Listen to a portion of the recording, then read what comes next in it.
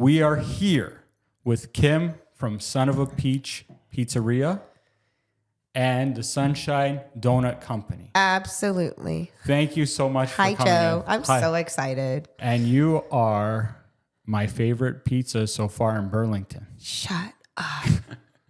And it's funny because this is the first time we've met in real life.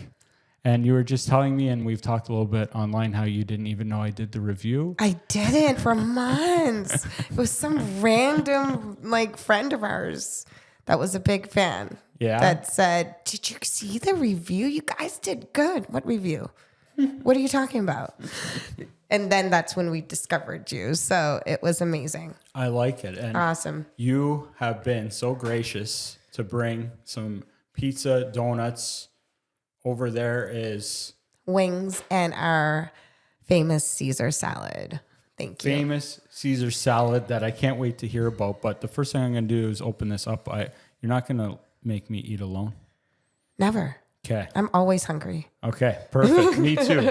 Me too. So I don't know if we're going to try everything while we're going here, but we'll start with this one. This one looks great. This is called JJ's Hawaiian, and there's a huge story behind it. So perfect. For a long time, people don't realize that we don't really name our pizza. It's the only pizza with an actual name. And JJ was my stepdad that passed away 6 weeks after we opened Son of a Peach. Sorry to hear that. And he was the biggest fan, and his favorite pizza was a Hawaiian.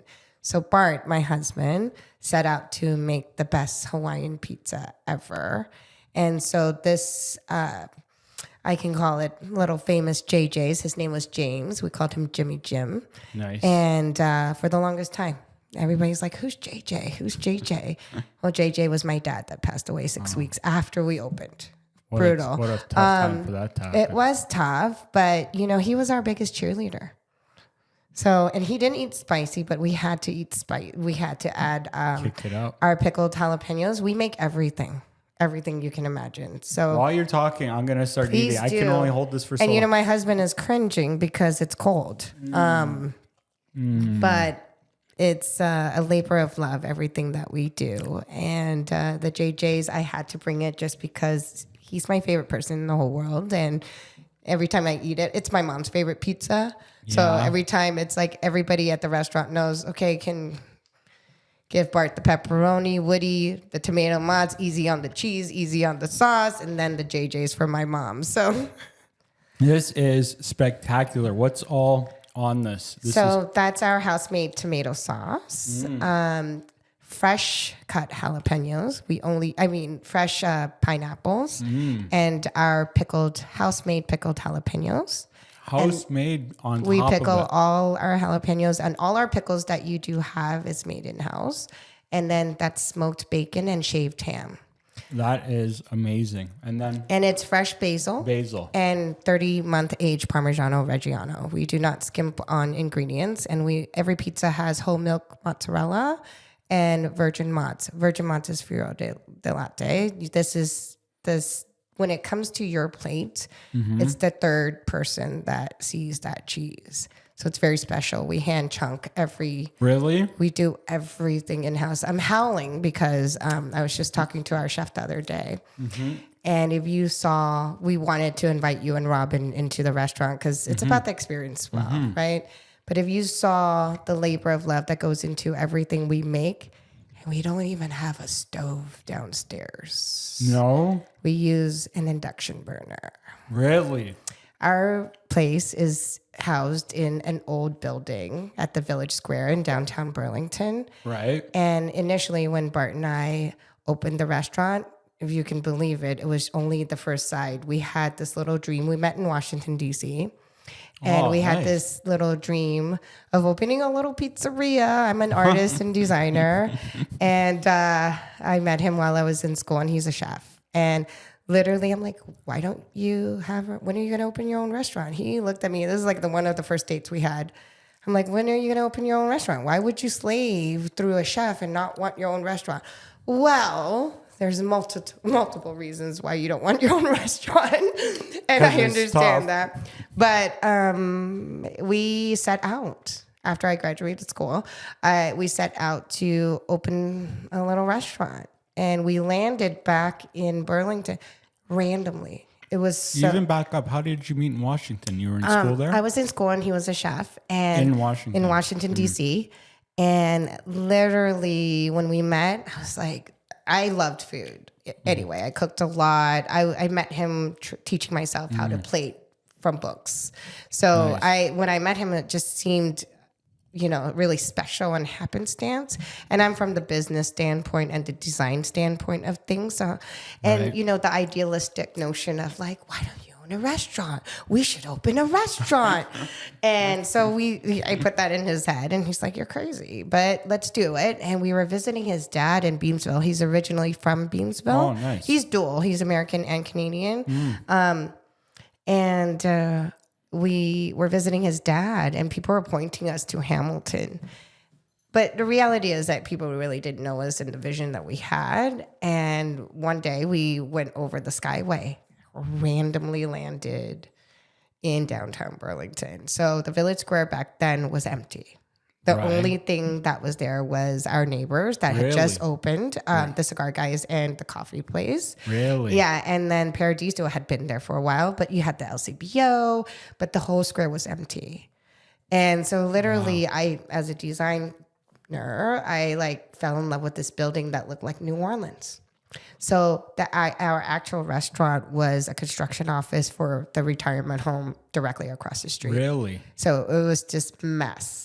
It's just this mess. But we saw this vision and we're like, as you talk, I'm going slice absolutely. number 2. And we're just, as we were, walking around, we fell in love with downtown Burlington. And it's like, why is this place empty? What's going on? And so we just inquired, and more than 2-3 weeks later, that's our classic salami and wild honey. So good. Local honey from Charlie B. Good. We've had Charlie B. We've had honey on pizza for 9.5 years. Yeah. So everybody has honey on pizza now, but these are phenomenal. Sorry to interrupt your story, but the pizza is amazing. The secret to heating that up is low and slow on a pan. So just low and slow. So when Robin gets home, low and slow, and it'll melt, and the crust will be like little crispy, and it is beautiful. So we hand slice everything. And that's our spicy Genoa salami. I like the spice on it a lot. Oh, thank you. And it's our local Charlie B honey. We've been with them for 9 years, 9.5 years. Yeah, they're from out that way, right? Beamsville. Yeah. They've been around for a long time. Great people. And so we don't skimp on ingredients, nor do we compromise on the kind of ingredients we do. Dough is made every single day. And it's a long ferment, right? Yeah, it's a 96-hour cold ferment. 4 days, cold fermented dough. So, and it's made every single day. So people who have digestive issues and whatnot, they are not bothered when they eat our pizzas. So it's a special dough, I say. And there's no calories. Absolutely not. At all. Whatever calories, it's worth it, which is what makes it important. Yeah, it's the hydration content. It's everything. A lot of people ask us if we used, Caputo or 00 dough. We use strong baker's flour. We used to use completely locally milled flour, but that was very, very hard to attain and delivery. And since post-pandemic, it's been very hard. But our cooks and chefs come in at 8:30 every single day to make dough. Wow. Our production starts at 8:30 every single day, and we open at 11:30. Wow. So it's a labor of love. We don't compromise. I was going to bring you a fig and prosciutto, which is one of our classic.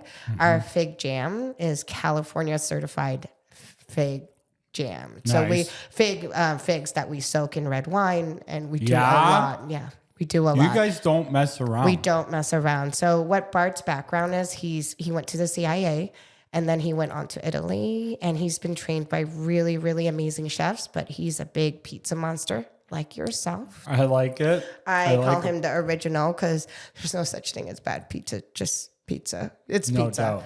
It's still pizza, right? No doubt. But he'll eat, any kind of pizza. He's a big lover of pizza. It What's never his gets go-to? bored. Pepperoni. Yeah. All the way. Yeah. Yeah, classic. It's just like you. That's why I'm like, you guys were going to be best buds. Like, I can't wait you to have meet no him. idea. When we were talking earlier, I was like, oh my God, yes, you're a man after my husband's heart, actually. I love it. Yeah, seriously. So even our, everything is made in-house. So we pickle our carrots, we have very little waste. So Nice. everything is very thoughtful. Same with our donut shop. Our donut shop, each batch takes about 4 hours. And people are just like, why don't you make more? It's a marketing thing. Actually, it's not. It's really not. He's a slow food chef. So Right. he's one of the few chefs that I know. I mean, we meet a lot of chefs, but that has a snail from the Italian Institute. Like he got it like over 20 What's that years ago. mean? It's a snail. It's a slow food movement. Nice nails, by the way. Thank you. I just got them. Those are nice. Because I've been torturing my hand. So I'm just like, I got to do this. It's the holidays. Yeah. But literally, he's a slow food chef. So basically, like everything is slow food. So including our pizza. People just associate donuts and pizzas with just donuts and pizza. We're more than that. It takes a long time for everything that we make. We hand chunk our mozzarella. We make our dough every single day. The sauce is made by hand every single day. We use Stanislaus tomatoes. Oh, you use the Stanislaus. Well, there's a lot of debate. We've tasted a lot of tomatoes when we opened the restaurant. San Marzano, or what's the debate? How big is Mount Vesuvius? What's that? Because they say Where San they come from? Marzano. Yeah, San Yeah. Marzano. You have to use the ashes of Mount Vesuvius. It's not that big, man. There's fake there's fake San Marzanos out Absolutely. there, right? There's not fake Stanislaus. No, California's and so big. we use Stanislaus because where are the best tomatoes? You follow the sun, right? And it's California. That is so far, I think, my favorite sauce. So I'm not shocked that you guys use it. Yeah, we don't compromise on what we do and the ingredients. And we were hit by the pandemic. I know. Everything is 1,000% more. I was just going to say, if you don't sacrifice on quality of ingredients, and clearly you don't, and the prices of ingredients have gone up, you definitely 1,000%. You have to adjust, right? Because some places I know fall into the trap of not raising prices. Small places have a big struggle with that because then they get complaints right to their face. It's not the Joe. They pick on mom and pops like us. They don't pick on like big conglomerates. You don't go into Walmart and complain about the price. No, exactly. But yeah, exactly. Oh, our staff. We have about 58 staff. How many? About 58 staff between Sunshine and Son of a Peach. It's a big operation from both places. Oh, and so when people come in to make our dough or try our pizza, we've developed a lot of pizza snobs in our family. Yeah. Now, and a lot of donut snobs, because a lot of people, I'm flattered when they compare us to other places, but we didn't invent pizza.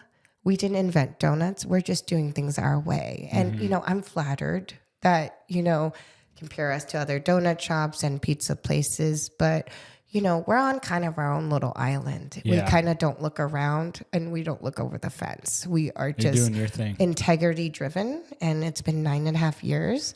And it's literally word of mouth.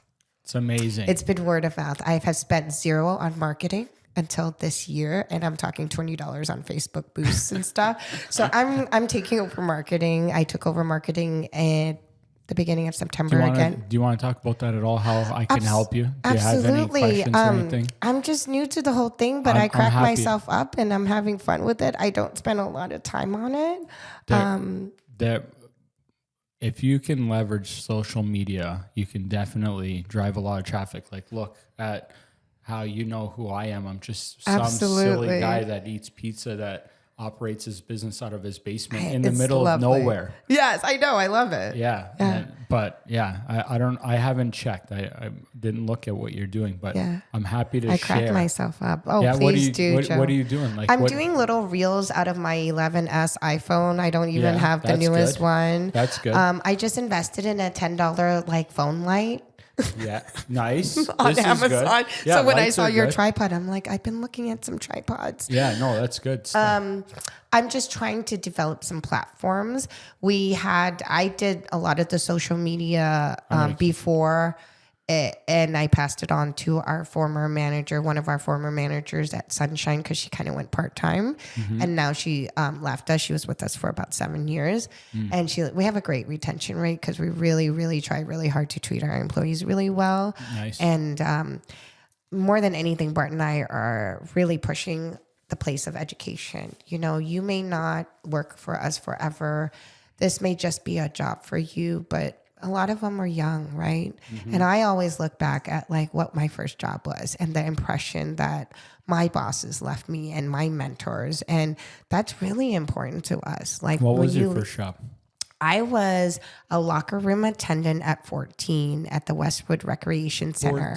14. Love it. 14 years old. So my husband has been in kitchens since he was 14 as well. So he went on to culinary school, but I was picking up hair off of drains. I'm sorry while we're eating, but you can say anything. But you can 14, say anything. You're not going to ruin this pizza. yeah, It's amazing. At 14. Thank you. That means a lot. At 14. So I've been working ever since at doing everything you can imagine. You've been working 10 years now. Yeah.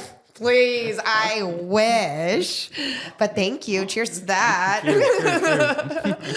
But literally, my husband's been working forever as well. So, and he's classically trained. And as I said, you know, back to the slow food movement. And enjoy a sip. There's no shortcuts. And when I say there's no shortcuts, there's sometimes it's very frustrating because there's no shortcut. So even with the pivot of the pandemic, we didn't compromise anything at all. What was the pandemic like for you guys? It was pretty horrible. But we survived it because we were able to pivot. And on the bright side, we are pizza and donuts. But the nature of what myself, my husband, and our staff had to endure, our staff at the time, had to endure was horrific. Like the way people treat you and all the stuff the government had us do, like take names, numbers. It literally went in the trash. It was heartbreaking. It cost us so much money. So I always give people an example. For example, like our fryer oil used to be about $15 a jug. We average about 65 during the pandemic. What? So, and it stayed that way. Man. So when you talk about 10% inflation, there's no such thing. Have you gone to Costco? Have you seen like your yogurt $5 or $6 more and not just $1? You know, it's crazy. So a lot of people don't realize that the small mom and pops like us, we've eaten up so much costs. And we've never really paid our employees minimum wage anyway. We believe in a living wage. Nice. So we have huge tip outs for all our entire staff. And our minimum wages should be at the student rates for 15-year-olds and stuff that are the youngest, but they get paid minimum wage. So even that, you know, we are really, you know, human driven, employee driven, because they really do make up all of us. But we do have a lot of employees now where we didn't have that many before. 58 is a lot. Yeah, between two places. I can't imagine. I have a small, it's not even staff because everybody here is independent contractors, but there's like 5 of us. Yes. And it's a lot to manage. We've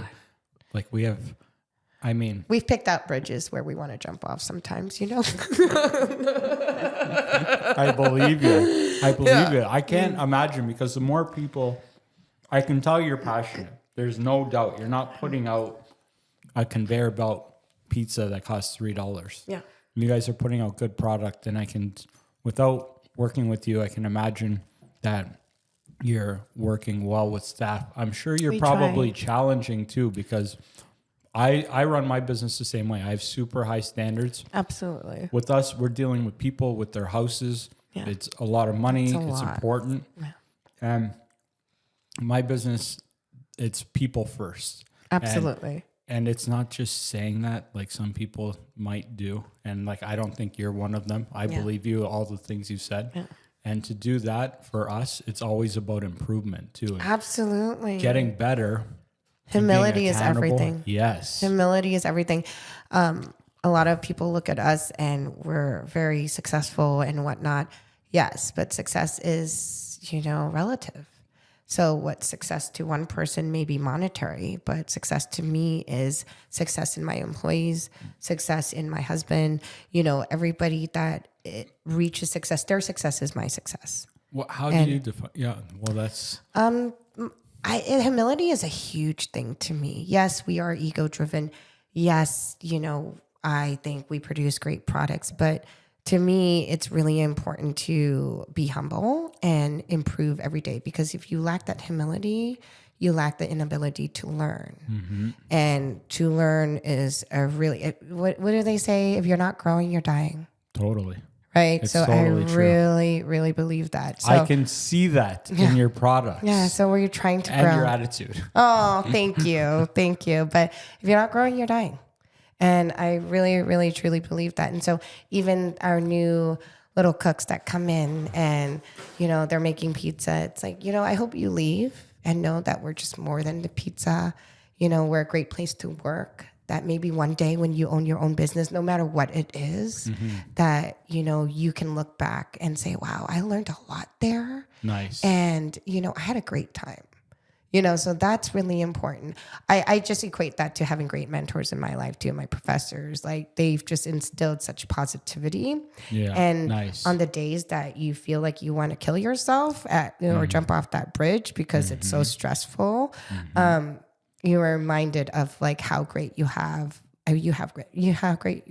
Yeah. We have it really great. I mean, we're going on 10 years in May. That's amazing. That's a huge accomplishment. Our donut shop is going on 8 years next July. Okay, I have to try one of these. Please do. What do we have in here? These donuts. Oh, I'm gonna just. So this is our seasonal pack, except for our classic pink sprinkle.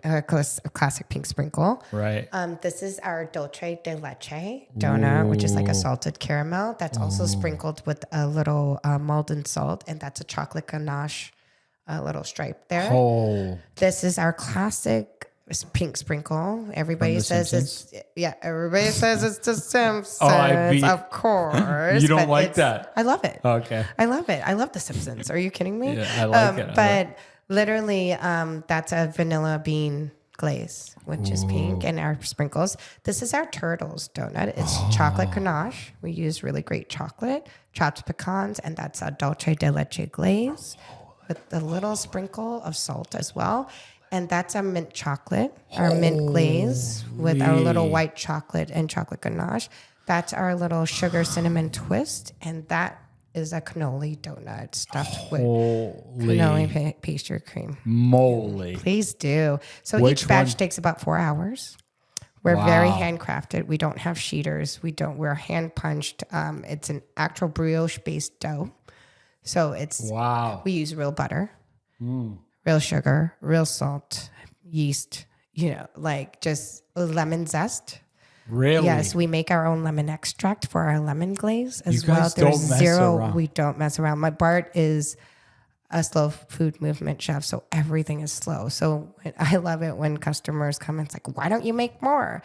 Well, can you come help? Because nobody wants to bake at 2 a.m. because our bakers come in at 1 or 2 a.m. Holy, that's when I go to bed. Yeah, every day. Holy. So when you're going to bed, our bakers are coming in. Wow. So Bart's on dough shifts this week. So he's been coming in around 1:30 every single day training. Yeah. Wow. So it's been a wild ride. We are famous for our large donut that I designed at 35 foot in the air that fell down in February of the snowstorm.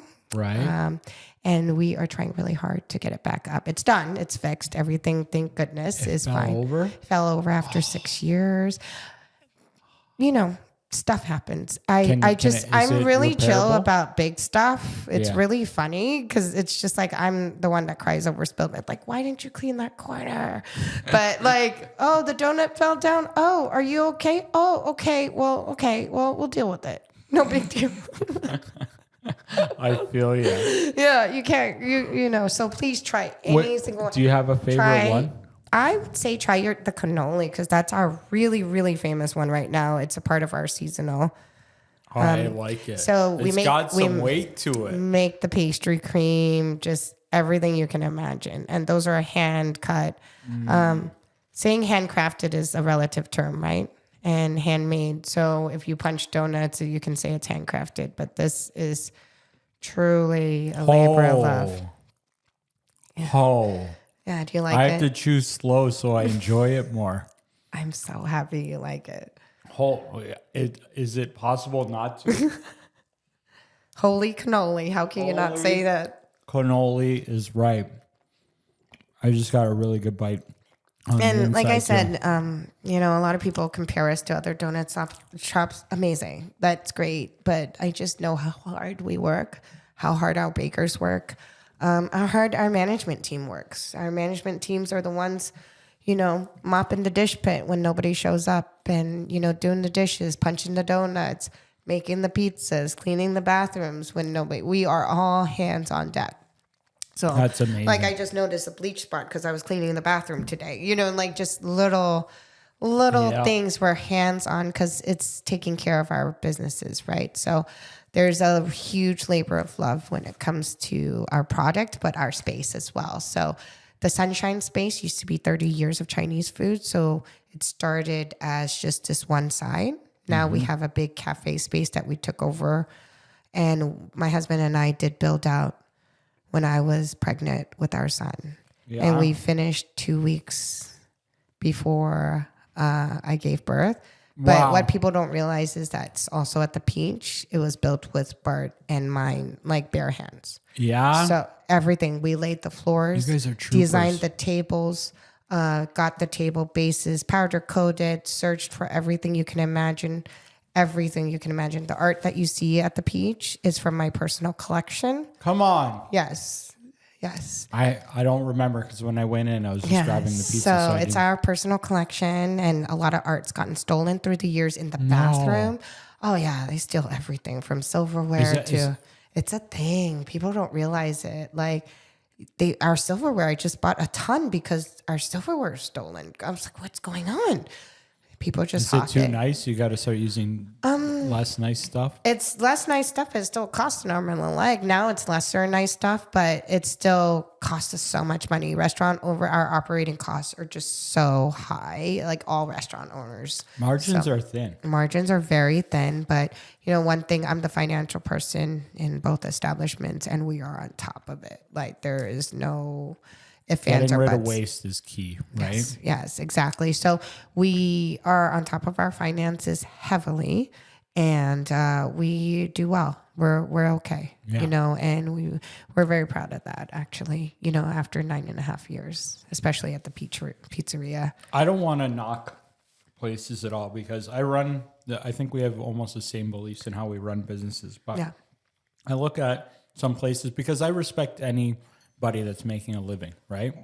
Absolutely. But like in Hamilton, there's a whole bunch of pizzerias that are putting out like $10 conveyor belt pizzas. You guys would not saying you guys would ever do that or not, but it's a completely different. It's a different world. Yeah. Yeah. Like it's a different world. It's a different thing. Yeah. Because you guys, I'm sure, are still doing good volume as far as numbers. We're high volume. Yeah. High volume. We're high volume. Quality is. Thank you. Yeah. We're very high volume, and plus the massive growth in Burlington. It's like a mini Toronto now. Mm-hmm. But when we came there 9.5 years ago, it was a blanket suburban community. Yeah, I remember going to Toronto and saying, "Hey, come to our pizzeria," to some rando people that we'll meet at a knife shop, and they're like, "Burlington," and I'm like, "Yo, like I'm new, like what are these people like? Yo, what's wrong with Burlington?" Like and I just found that there's this potential at this lakefront, right? Mm-hmm. We were half a block from the lake. Mm-hmm. Same with Sunshine. So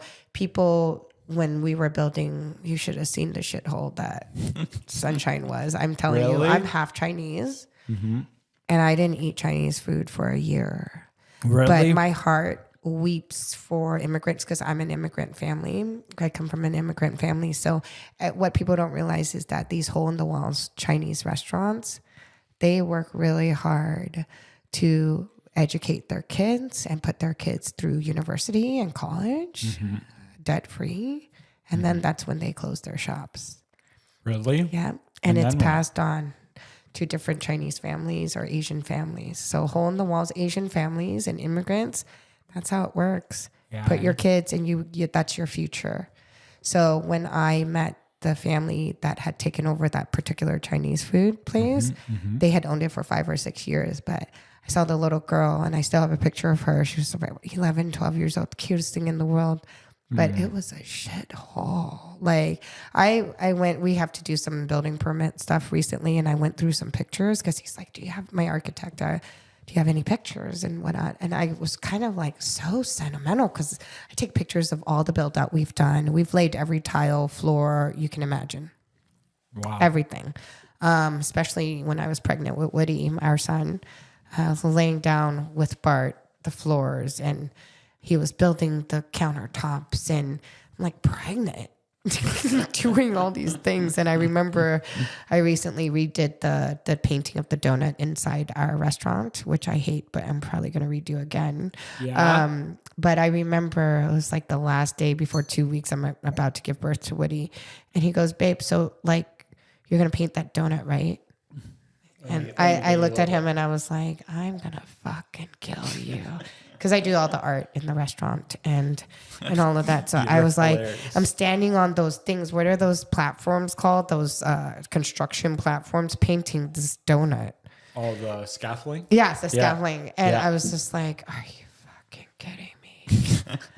And it was like, I started really growing like, you know, the last 4 weeks of my pregnancy. And I was just like, oh my God. But, you know, I always say Woody, our son, is made of chocolate cake donuts and avocados because that's all I ate. And avocados. And every day I ate an avocado and chocolate cake donuts. And no wonder he loves chocolate, you know. But I'm not even a huge chocolate person. That's like my favorite donut. Everybody always asks me. Yes. Is a fried donut. Yeah. No glaze. Plain? Plain. Like all day long. Because I'm more of a savory person, even though I love our donuts. Like the OG, the OG vanilla bean is... It's like, you know how people talk about like the Krispy Kreme donut and how it's warm and it comes, yeah, it's also a commissary, you know what? But if you had our warm OG donut right when it's freshly glazed, oh my God. That's the one. It's like people give their left arm for that. And just like our garlic knots. But I didn't bring you garlic knots today because I overthought the integrity of the butter and the herb butter that we made and the lemon, and because I was already cringing. I have to come in for it. Yes, and that's why I really want you to invite you and Robin in for an experience of actual hot pizza, sit at the bar, shoot the shit, you know, and just kind of hang out with our staff. I can't wait to do that. I hope so. Yeah, we're not even far. Yeah, no, it's not far at all. No, not at all. So it's fun. It's been fun. So, like, you were going to school for art. I was going to school for art and design. And now you're running a business. Yeah, because, you know, we're all romantic. Right? So when you meet a chef, you're like, oh, let's open a restaurant because I'm a creative. I'm an artist. So let's open a restaurant. He's like, yeah, sure. And he's worked for a lot of big people. He's worked in Vegas. He's worked So he comes from a really, really classically trained place. And a lot of people don't realize that. Just an example, the Parmigiano Reggiano. Mm-hmm. I like how you say that. Can you say Is that that one okay? more time? Parmigiano Reggiano? I don't know. It sounds way better than I could do it. No, but a lot of people had to cut and say, oh, come in every day, sales rep. Just come in every day. Grana Padano. It's like, no. It's like sacrilege for our pizza, at least. Right. We're not talking about other people's pizza by all means. But sacrilege, you know. But everything in our food is a story. So even our wings, which I can't wait for you to try, and our Caesar salad. Bart, when we were dating in Washington, D.C., he made the ultimate Caesar salad. And it's not really a Caesar dressing. I mean, it is, but it's more of a honey vinaigrette. To us, a honey vinaigrette. So I'm guessing that's real bacon. Of course. And it's thick maple bacon.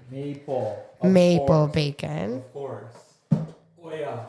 You brought so much food you haven't had. And then our wings are, mind I say, gluten-free. Let's go. Everybody's dream word, except for ours, because we're like, no, we don't have gluten-free pizza. So those wings are really influenced by Asians, which is I clearly am. And so the test for, it's rice flour based. That smells we've amazing. only had one flavor of wings. honey sriracha for years. So it's going to be best to heat it up and toast it because, of course, it took me a while to get here. But we've only had one flavor for 9.5 years. What? Yes. And these are cold and they're amazing. I hope so. So that pickled carrots that you see there, we pickled in-house. And then there's also a jalapeno dip right there. Pickled jalapeno dip that goes with the wings. These wings are phenomenal. And I get a little concerned with big wings at places, and I wouldn't with you guys because I've had at a lot of places big wings that get undercooked. Yeah, no. This, I'm not even, that wouldn't happen. And they're fresh. They're not frozen. They're fresh roaster wings. So I'll tell you a funny thing about both restaurants. The only reason we have our freezer is for our prosciutto so we can slice it properly at the Peach. And we only have one little tiny freezer at Sunshine. And sales rep just laughed. Like, they can't believe it because we don't use anything frozen. Even during Sunshine Donuts, you will never find a chocolate covered strawberry at Sunshine. It's sacrilege. Yeah. Like, everything is seasonal. You guys don't mess around. Everything is seasonal. So if we do have anything strawberry or berry based, it's going to be in form of a jam that we just made over the summer. We go to our local farmers to get batches and batches of apples. Like, everything is as local as it can be. Wow. When the season is heavy.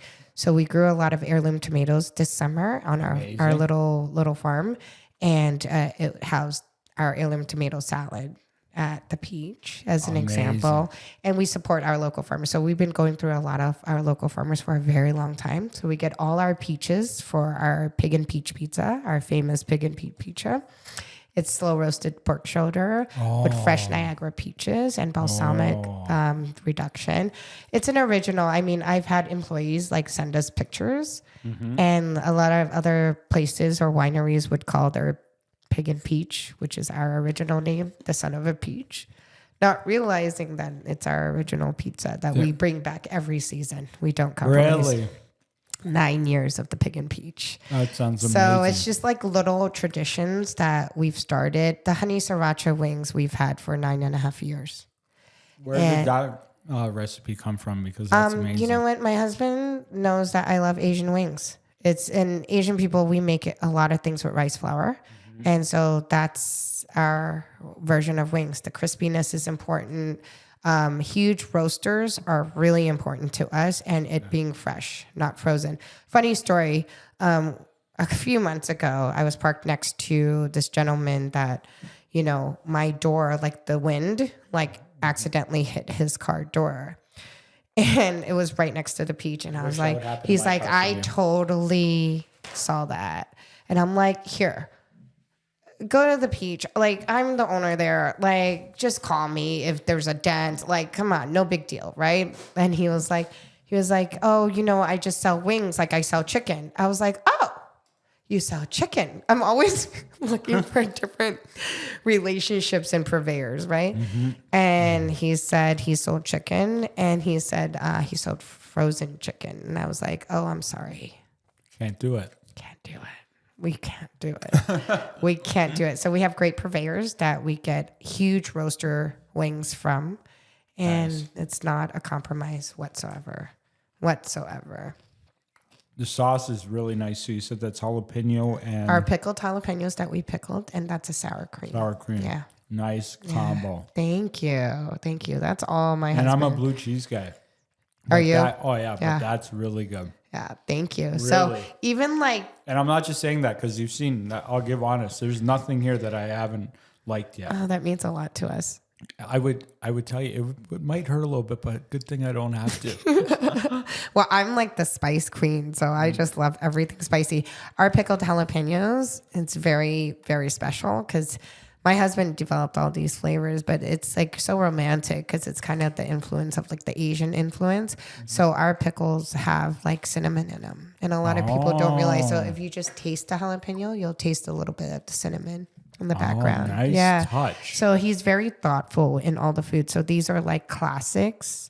I say even with our Caesar dressing, he used to make me Caesar salads by, the old way. You're smashing the anchovies in the wooden bowl.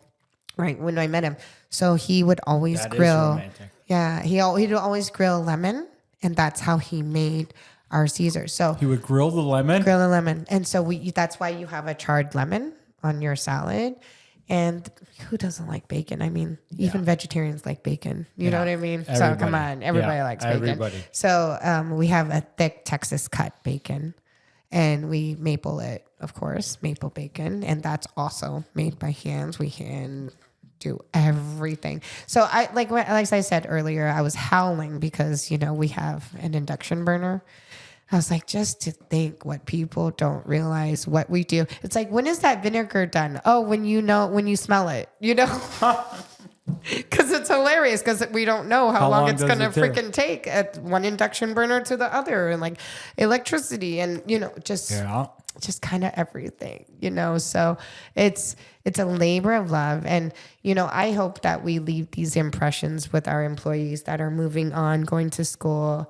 I love them all. I just want them to be such successful people. And we have like some employees that are just stellar and just stand out. And it just makes me cry because I'm like, oh my God, I'm like as old as your mom. Like, oh my God. Like, but I'm cool. I'm cool though. I'm cool. Like, I'm cool. Like, seriously. But it's hilarious because, they're like, some of them are, 25 and I'm calling them my kids. But, these are adults. When you're like not happy with them, you're like, they're adults, So it's like this conundrum sometimes. But I want to, sorry to interrupt. No, please talk about the wings because I love that you're eating the wings so much, Joe. Like, I love it. The wings are unreal. Oh, I love it. Thank you. But I'm going to pivot with something about that because one of the things, a big part of my job owning the brokerage is mentoring and training. Absolutely. And that's the people. And I'm curious if you run into this because I'm small and I'll always be a small company. Yeah. Because like I said, the most important thing to me is the people I work with. That used to be when I was a realtor, my buyers and sellers. Yeah. Now it's the buyer and sellers and the realtors that I have helping them, right? That we have helping them. And like you mentioned, and to me, the definition of success is improving because to me, it's not a destination because when you get to whatever. It's a journey. Yeah. Because when you get to wherever, then you're like, okay, next, right? Absolutely. So it's just always making, even if it's the most micro improvement. Absolutely. But with me, that's what I tell people that come here. And I tell everybody that I'm like that and that in order to be like that, there has to be a level of accountability. Oh, absolutely. And everybody tells me since day one that they want to be held accountable until they're held accountable. And not everybody. The people I have right now are actually really good. And for me, what I've learned over my 4 years of, like, I've been in real estate 10, I told you 4 years running the brokerage, is learning different ways of training people. And like, that's why I'm trying to think with 58, how hard that would be, because I struggle with teaching people in different ways because everyone's different. Because to me, there's like two ranges. One part of the range is like when you're super micromanaging everything and showing everything because you kind of show how you do it. And then the other side is like letting them fall on their sword so that you can talk about it after. And I don't know how you do that with food because if you let them do that, you can't put out a bad product. And then it's finding the in-between and what works for each person. And everybody's a little bit different. And you kind of, some people, when you go too hard, then you break them and then you may or may not be fucked. People's hearts and minds are broken on a daily basis, especially in hospitality. Hospitality is a crazy industry, eh? It is. This is what I say about hospitality. It's not for the faint of heart. And I didn't come from hospitality. So 9.5 years of this, like, there's been a lot of tears. I believe and a lot of heartache. But, there's been a lot of successes. And, when you're like the ultimate optimist like I am, and Not everybody's like that. I just look back at my life, and I think how privileged I was or I am to have such great influences and role models, right? And like just being in university and just being raised the way I was, ultimately in the end, everything is filled with love. And, you strive for happiness, and not all of us have the tools for that. And as adults, when you're talking about accountability, a long time ago, when I started university in the States, I remember meeting my second mom now. She's still my mentor to this day. And I remember her saying, so I've had so many great professors, but her distinctly saying to me, the day you grow up is the day you take accountability for your actions. And it resonated with me, this impressionable. Can you say that again? Because that's such a good line. Yeah, the day you grow up is the day you take accountability for your actions. So people can walk their whole life and never be accountable for anything. But she said that to me, and it resonated with me because, I grew up in high school. Like, I was the kid that was like really ambitious, and, I didn't come from the most financially stable place. I'm an immigrant family, really poor. Everything I made at 14, 15, 16, like in high school went to my family. And literally, literally was instilled. My mom is the most amazing person in the world, and a lot of people are so lucky to know her because she has instilled in me an empathy gene and a compassionate gene that a lot of people don't have these days. And I find that really sad. So, with that, accountability equals humility, and that's how you grow. Like, failure is a part of success. Like, I fail every day. Like, I look at myself and even my husband, and I'm not sure how he's feeling these days because it's rough.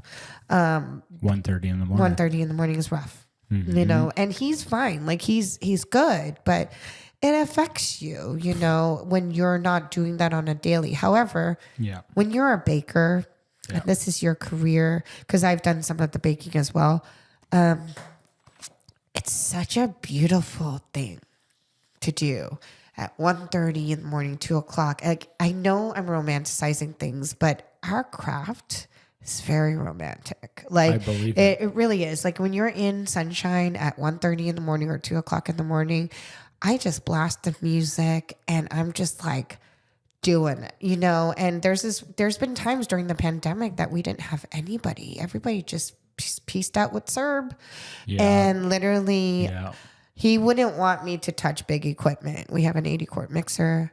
We name everything also. His name is Bessie. We do. Love it. And literally at these times, Google is your friend, man. Like, I just Googled it and it's like, I just do it, and my husband's the same way, right? So he MacGyvers things, he's not a plumber. He's not these things, but he's acted as these things because who's going to repair it? Have to figure it out. He's like, might as well be a plumber apprentice. Like, he's always fixing something at the restaurants. When you have old buildings, which we do, it's fucking brutal. Brutal. I went to another pizzeria one day. Excuse me. No problem. No problem. We went to a friend's birthday. And we went to another pizzeria, and they're a huge chain. Of course, she didn't ask to go to our restaurant because we would have said no. For 15 people on a Friday night. We don't take rezos and whatever, like, on a Friday night. No rezos.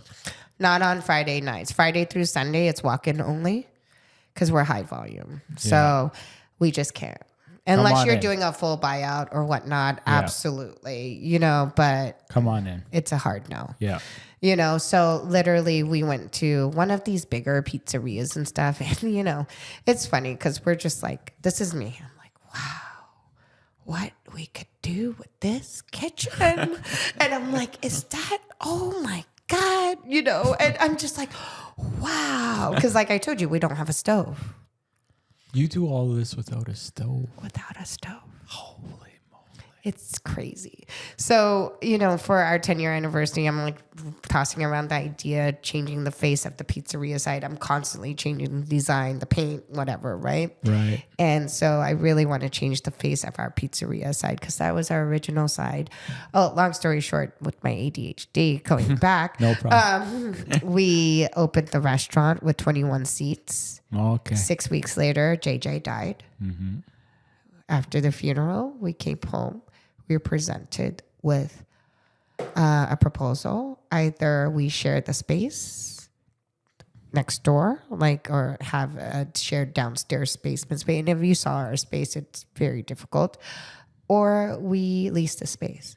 So the wall we built for the space that we rented, we knocked down and did build out after 6 weeks of opening. After 6 weeks in a funeral. And we knew no one. Because my husband has been in the States, for culinary school work, whatever. And I come from the States.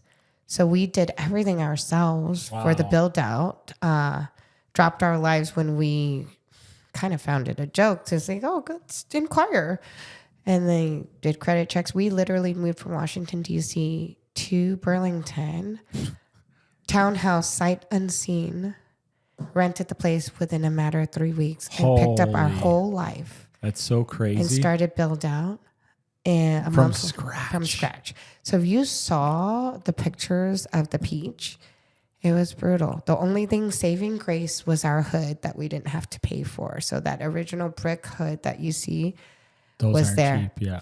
But we did build out with no running water. When we had 2 walk-ins and one was a freezer, but we didn't need it a walk-in as a freezer. So he turned that into the dough fridge. So we had to convert that into a refrigerator. And so now when you go downstairs, it's changed quite a bit, but it's 2 walk-ins that are refrigerators. One's a dough fridge and one's our fresh foods and whatnot.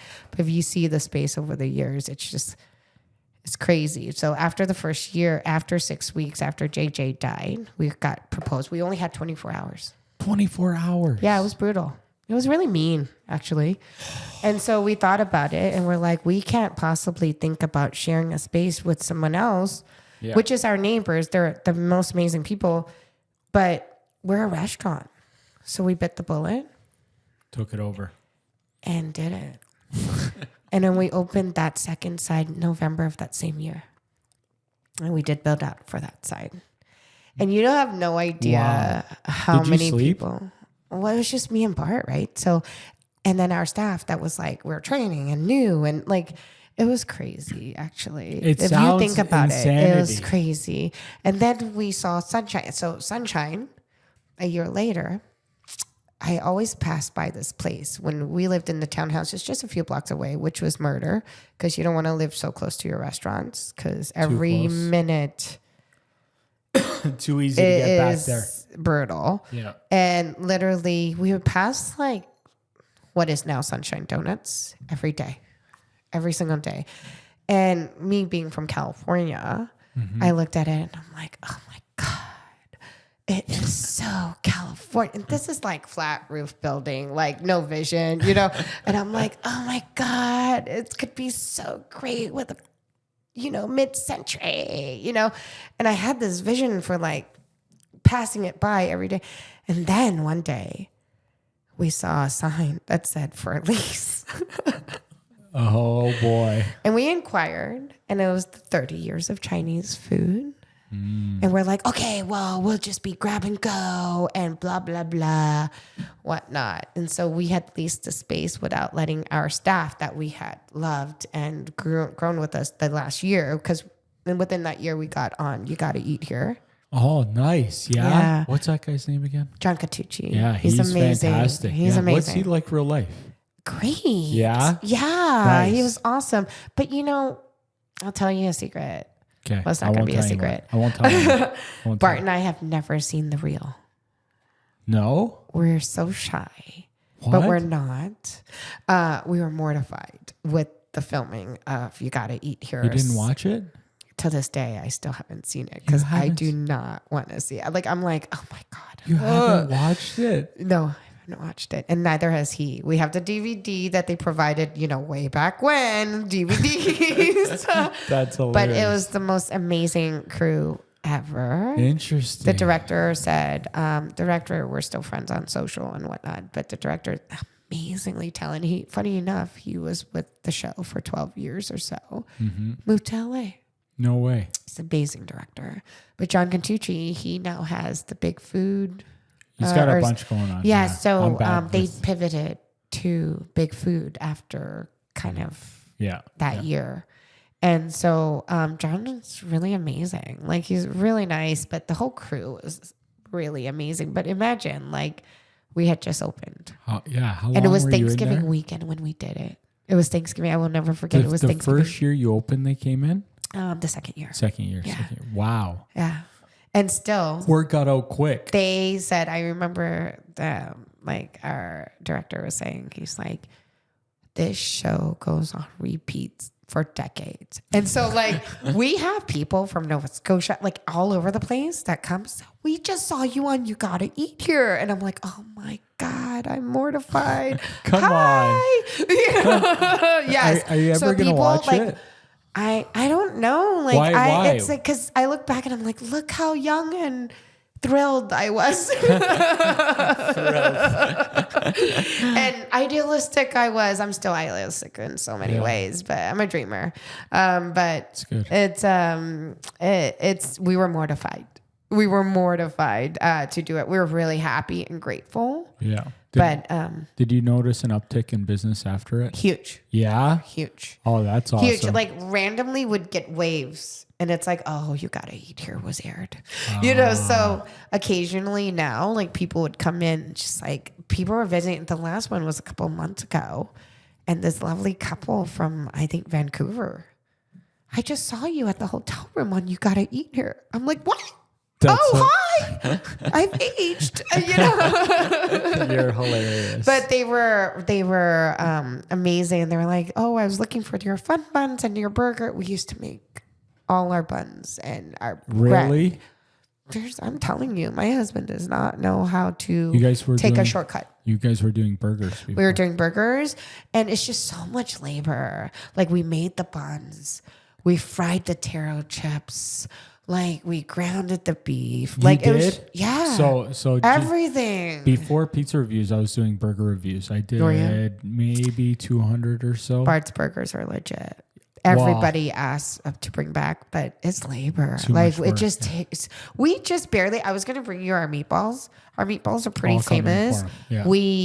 We just launched them again, but they've been requested for so long now. Bring back the meatballs. Bring back the meatballs. Now we've done it kind of not our recipe, not the actual meatballs, but now we're serving it with breadsticks. We're having it up. I just launched it with our chef and Bart like on Saturday. Really? We just relaunched it because it's labor. Everyone's has to be weighed. Is it pork, beef? It's pork, beef, and veal. And veal triple mix. And here's the secret. Ooh. We use our donuts for the breadcrumbs. What? Because before we used our brioche buns. Yes. So now we use our donuts because it's a brioche-based bun. Wow. Yeah, it's brioche-based dough. Wow. See. So we soak it in milk. Like, it's legit. Total legit. Like, I always say that's a good meatball, and I'm not Italian, but I'm like designing the tree. It's our pizza tree because I wanted to flesh out our tree, our Christmas tree, and I'm going to make a pizza. We did a donation tree for the Burlington Performing Arts Center. We do it every year, and it was the pizza theme. But I'm going to do a same pizza theme at the Peach this year instead of our old theme, and so I'm making a pizza skirt. But today I was discussing with one of our staff members. She's amazing. And she was like, I was thinking you should do a melted mozzarella tree topper. And I'm like, how about a good meatball? So I think I'm going to do a meatball tree topper. Amazing. Instead of like a pizza tree topper. That sounds amazing. You can pass it every day and say, that's a good meatball. So I'm going to paper mache it and shit. So like. I love it. Yeah. I'm like the vision of the holy grail of meatballs. That's amazing. I get very flattered when people say, I'm Italian and, my Nona's meatballs are the best, but yours, don't tell her. And I'm like, yeah, I know. Yeah, I just had a really good meatball this weekend in Ottawa at the Whale's Bone. It was So my favorite meatballs in a restaurant before was at the Italian restaurant in Port Colborne. They make really good ones. I haven't had them since COVID, I think. Yeah. Because it's all the nonas back there. Yeah. I haven't that's had yours. amazing. Which one? Which place? Like, we're always supportive of like great restaurants and like, so we will travel for food. Yeah. Well, I haven't had it in years, but it's the Italian Hall in Port Colborne. So like, I think it's once a month they do takeout. But it used to be, and have I had it since? But before COVID, they used to have dine in because it was a hall. Oh yeah. And it was whatever it was, $15, and it was the most amazing. All you could eat. And my God. And I would just take the bowl of meatballs, family style, and that's what I was eating. But yeah, and then this weekend we went to Ottawa and we had them at the Whale's Bone, and they were impressive. Really? Were they big? What did they serve it They with? weren't too big. Yeah. So it came on, we ordered a grilled platter for an appetizer. So on the grilled platter, there was definitely some jerk hen. Mm-hmm. Was that hen good? Yeah. It was fantastic. God. Yeah. Everything was fantastic. Yeah. There was dried aged beef that they dry in house, which was pretty good. Yum. Yeah. Like I've only been to one restaurant in Ottawa, but it was a good one. They picked a good one. It was our Christmas party. But that's awesome. Yeah. The meatballs were like in a dish of sauce. And then I think there was 4 in there, but they weren't too big. Yeah. I don't know. I don't know how to compare this. But even like Bart, just like tasting the meatballs again, he's just like, he knows. He knows. Was this hand mixed? How was it? Did you test the seasoning by putting it on the grill top? Like, did you test it before you finished doing all these things? So he actually texted that me today, and he's like, it's a good meatball, but it's always constantly looking for improvement. That's right. So key. And he's really, really amazing with food. And a lot of people don't realize, I'm like, he used to teach people how to make bread. Because we used to make all our breads at the restaurant too, like for our sandwiches and whatnot from our pizza dough. Wow.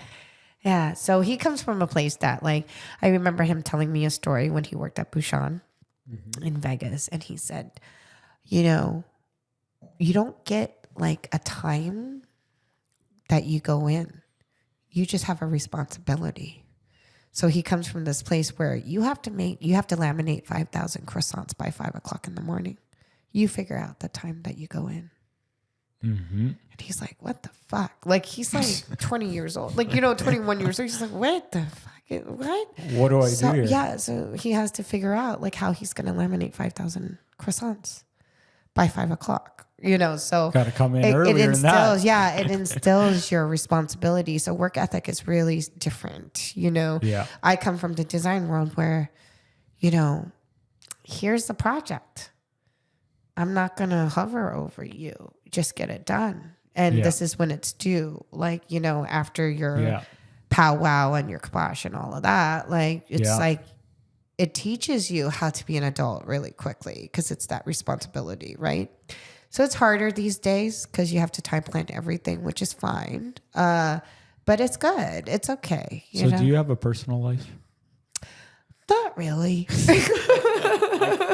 I can imagine because we try, but it's really hard because everybody that we kind of know or not know is in the industry, right? And then if we have outside friends, kind of outside friends with kids now, but not really. They're in different industries, which they're so lovely, but it's hard, as an adult to meet friends, right? And, Bart and I are a different breed, so, I can tell. I can tell. And when you're saying that, I just think about it because my personal life gets pushed back and you're talking about, like having to accomplish things. It's just like when people ask, well, let's meet at XYZ at 7:00. And I'm like, well, I have an appointment at 6. Exactly. So when I'm done, I'll get there. Yeah. Will you be there by 7? I have no idea. Yeah, exactly. I might not be there till 11. I might be there at 6:30. Yeah. I'm not sure. And it's hard, right? Yeah. That's why I'm always like I'm still I feel like I'm new to this country, even though I've been here 9.5 years, but I've just been working for 9.5 years, right? And so it's hard to kind of like meet people who kind of understand. So like every day, like Barton, like, well, not every day, but there's been times where Bart and I are like, dude, let's just work like for the government, or like, you know what I mean? Like, what do you think the that pension would be like? is amazing. Like, my dental care could be paid for. What? Like, you know, all these things. And do you think you could work for the government? hell no. Like, I'd be like, this is how you could do it better. You know, like, and I just have that personality where you want it, whatever you do, you want to do better. Right. And it's hard when you're kind of like our breed, right? It's hard. It's difficult. So you saying that, because I feel that. I feel like we operate very similarly. Yeah. When you have people working for you, some people appreciate that and some it's more hard on. Oh, yeah. Right? Yeah, because like you're awesome and you're teaching good stuff. You, I can tell. I try. But like, yeah, some people like that's not what they're trying to do, right? And you even mentioned earlier that not everybody's instilled with that super optimism, because I feel the same way, right? Like I could wake up in a ditch of shit and I'll just be happy that I'm alive. Yeah. Not that I'm going to tell you that's where I want to be, but you got to have appreciation for anything. You have to think about this, Joe. Yeah. You have to think about this. Yeah. Our average lifespan. Yeah. Right? What? Now maybe if we're lucky 80. Right? How many days is that left on Earth? 10,000? Something like that. Maybe. You know, so if you think about that, like I'm the eternal optimist. It's like to a fault. It's stupid. I know. I'm like the same at way. times, and I literally don't think that I'm not. It's like people think like I'm trying to gear myself up to work out again, and I'm gearing myself up only because I'm so type A and like ambitious that I cannot not do it if I commit myself to something, right? So it's like follow through, finish everything you start. Like it's just those things that aren't instilled in people anymore. And even my son, he's 5, right? And he signed up for like freaking lessons. And I'm like, Woody's so funny sometimes because he's like, Mommy, you're hard on me. And I'm like, what the fuck? Like, oh my God, who did I raise? You know, because I'm like, and then like he goes to like a nature school. So they're outside every single day. Every single day. Snow, rain, every single day. So I see him sometimes going to his like tennis lesson or swim lesson and he's tired. Guess what? He's been out all day and these kids have energy at 5 o'clock when he doesn't. And it's like, because he's been running around building forts and doing all these things. Right. And it's like, that's the kind of energy that I kind of want to give the universe. Right. And so with me, like gearing up for working out, I just know how to set myself up for success. And it's the same with the employees in the restaurants, right? You instill that education. Don't bitch at me. Don't complain. Educate. You know, so even like talking to our leaders, it's like, yes, I am your sounding board. Yes, you can complain. Yes, but instead of reacting, how are we responding? You know, reaction, response, you know, 2 different things, right? And so that's what I'm trying to instill in everybody. It's hard because you don't want to say Bart said, Kim said, Bart said, Kim said. Because they use that against your managers a great deal. Yeah. And that's hard, right? To step back as an owner and only communicate with your leaders and only expect things from your leaders, especially with such hard staff. But our management and our leaders have some of the hardest jobs in the world. And they get shit from us. You know, and there's a lot of things that I'm so grateful for them, you know, but at the same time, they come with a lot of tears. They come with a lot of anxiety. And they come with a lot, and then you take it home. Right? And you're like, what did I do as a parent? How can I be better for them so they could be better bosses? You know, because I always say, I'm not your boss. I'm the owner. I'm not your boss.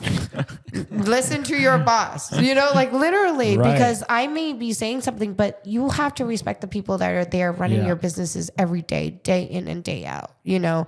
And yes, we're there often. Like Bart and I are there. We're hands-on. However, they are more hands-on. You know, they're the ones that get the calls at 1 a.m. Baker's calling in sick, both of them on a Sunday, you know, like as an example. And it's like, whoa, Sunday's our high volume day. Oh my God, who's going in? Our managers are going in. You know what I mean? And we go in too, but like, Yeah. They're the first phone call. They're on the front So line. you can imagine the front lines. And then during the pandemic, as the front line, they were treated so brutally. So I'm very, very protective of my staff. Nice. So like what a lot of people don't realize is that a lot of customers, like I always say, have you ever seen that cartoon where it's a goofy cartoon and he's like the nicest guy in the world until he gets behind the wheel of a car? And he gets behind the wheel of the car and he's like the worst guy in the world. He's like the road rage, awful. I say that to our staff a lot. I was like, look, at the end of the day, they're screaming in your face because they're just hungry. Mm-hmm. They just want our pizza. Mm-hmm. They just want our donuts. You know, that's the whole perspective on things. But you're making my 17-year-olds cry, man. Like, come on. It is tough. Like, I see a lot of tears. I believe it. It's a lot of tears. And because, you know, people don't intend to be mean, but when they step through their doors, sometimes they're a different person. Yeah. They're the greatest people on earth, but customer service is a thing. It's really a thing. And I tell our staff, if you make a fucking mistake, you know how many steps it takes to fix it? You don't realize on the operation standpoint, it takes like at least 5 steps. It's a chain effect. Right. It's the bad Google review. It's this. It's the complaint. It's this. It's the, you know, it's word of mouth. It's everything. Yeah. And we have to deal with it, unfortunately, you know, but they're not going to freaking Target what getting a bad reviews. Protocols for that? We're very protective. So if somebody's screaming in your face to our hostess or whatnot, immediately just stay cool and call a manager, because we have no problem kicking. We're a private establishment. We don't believe in bullying. I have no problem kicking somebody out. I don't tolerate bad behavior to our staff, but I notice there's a pattern. They really pick on their young people, which really upsets me. You know, they would never pick on somebody older like us or whatnot, because we're just like, sorry, no. Yeah. No, you know, we are very strong on our policies. We have policies for a reason. We're experienced. We're not new here, you guys. You know, like same with when I hear about restaurants closing, it breaks my heart actually, because I just know how hard it is to run a restaurant. I can't imagine. Oh, it's. Can I pause? Yeah, absolutely. Not pause the podcast, but I want to pause on this thought because I respect so hard. My restaurant experience is so minimal. McDonald's is 16 and a pizzeria. McDonald's is amazing though. Yeah. McDonald's teaches a lot. But this is one of the things that I struggle with a bit, because I'm out here owning my own little business and I go out doing these pizza reviews. It's great though, Joe. It's great. It's great. But as you can tell, even when something is subpar, I never, ever try and shit on a business, because like I said, I respect business.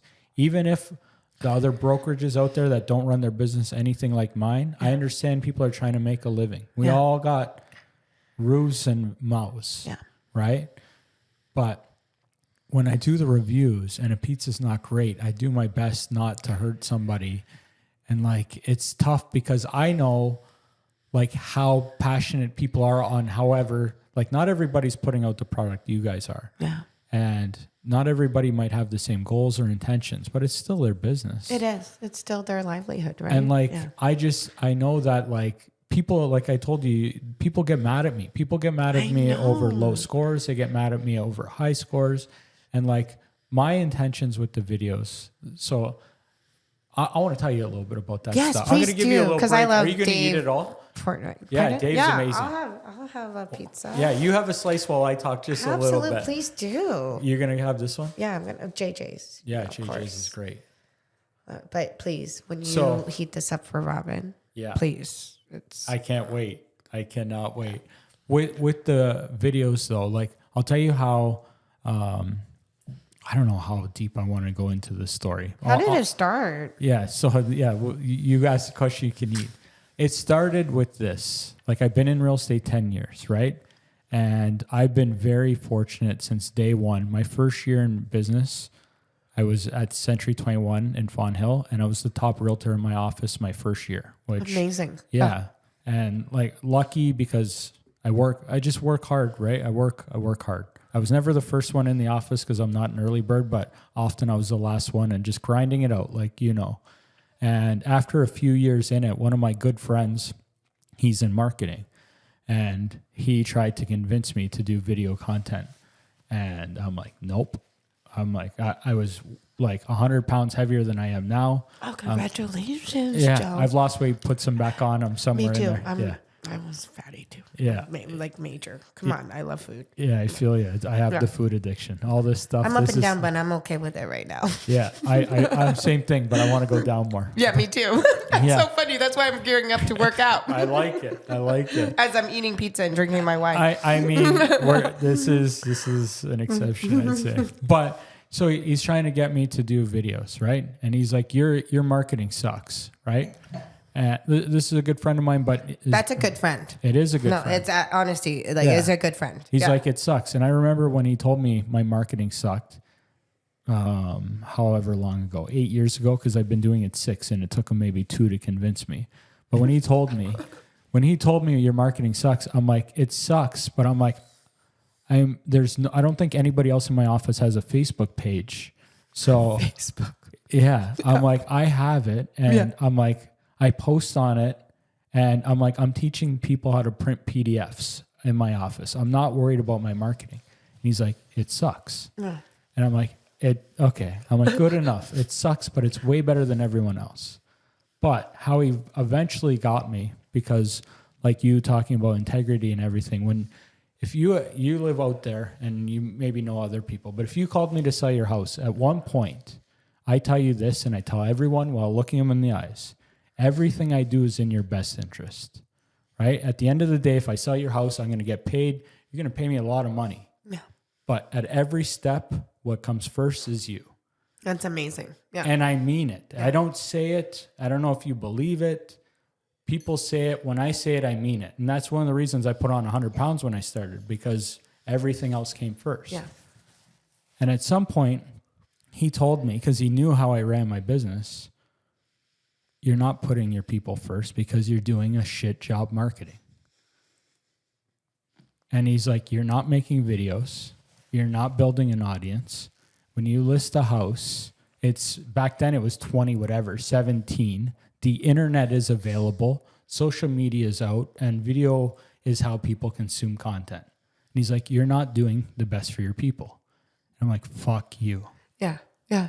But like, that's a really good friend, though, telling you the truth. Yeah, absolutely. And when he said it, I'm like, fine, we'll start. And I started making videos. And like when in real estate, you list 10, 15 houses a year, right? Like you do a bunch of deals helping people buy, but if you do a video for each house, that's not enough content to be building an audience, right? So we had to come up with a concept to be able to get people to start watching.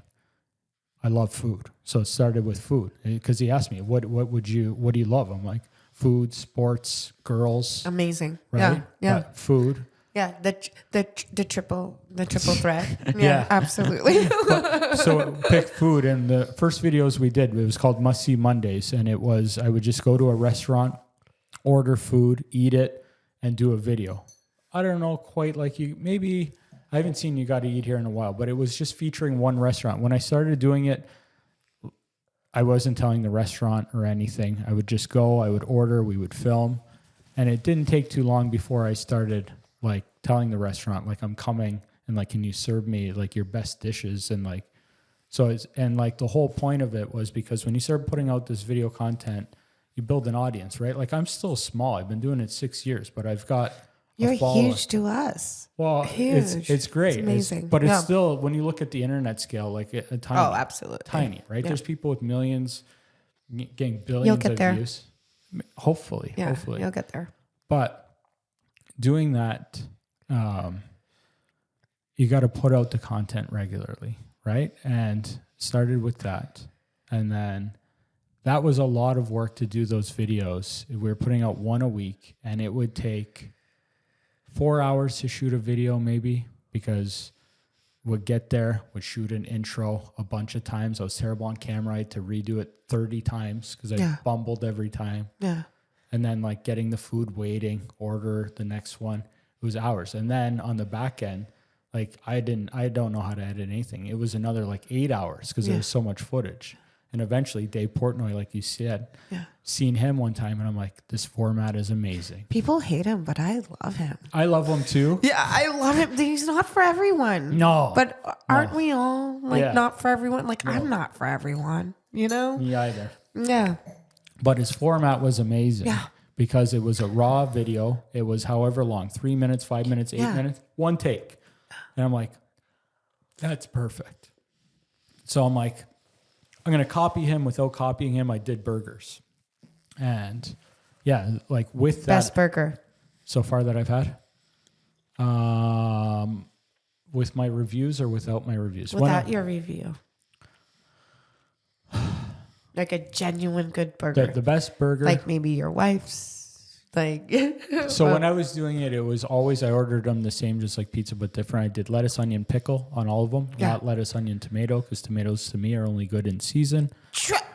Thank you. We don't eat tomatoes not in season I don't either. No. Tomatoes and corn, I can't. But that's how I ordered. When I was doing my reviews, Oddbird in St. Catharines was my favorite. Great place. Great place. I think also Sasso, I think out closer to you, I think. I've heard of Sasso. Yeah. They do pizza and burgers.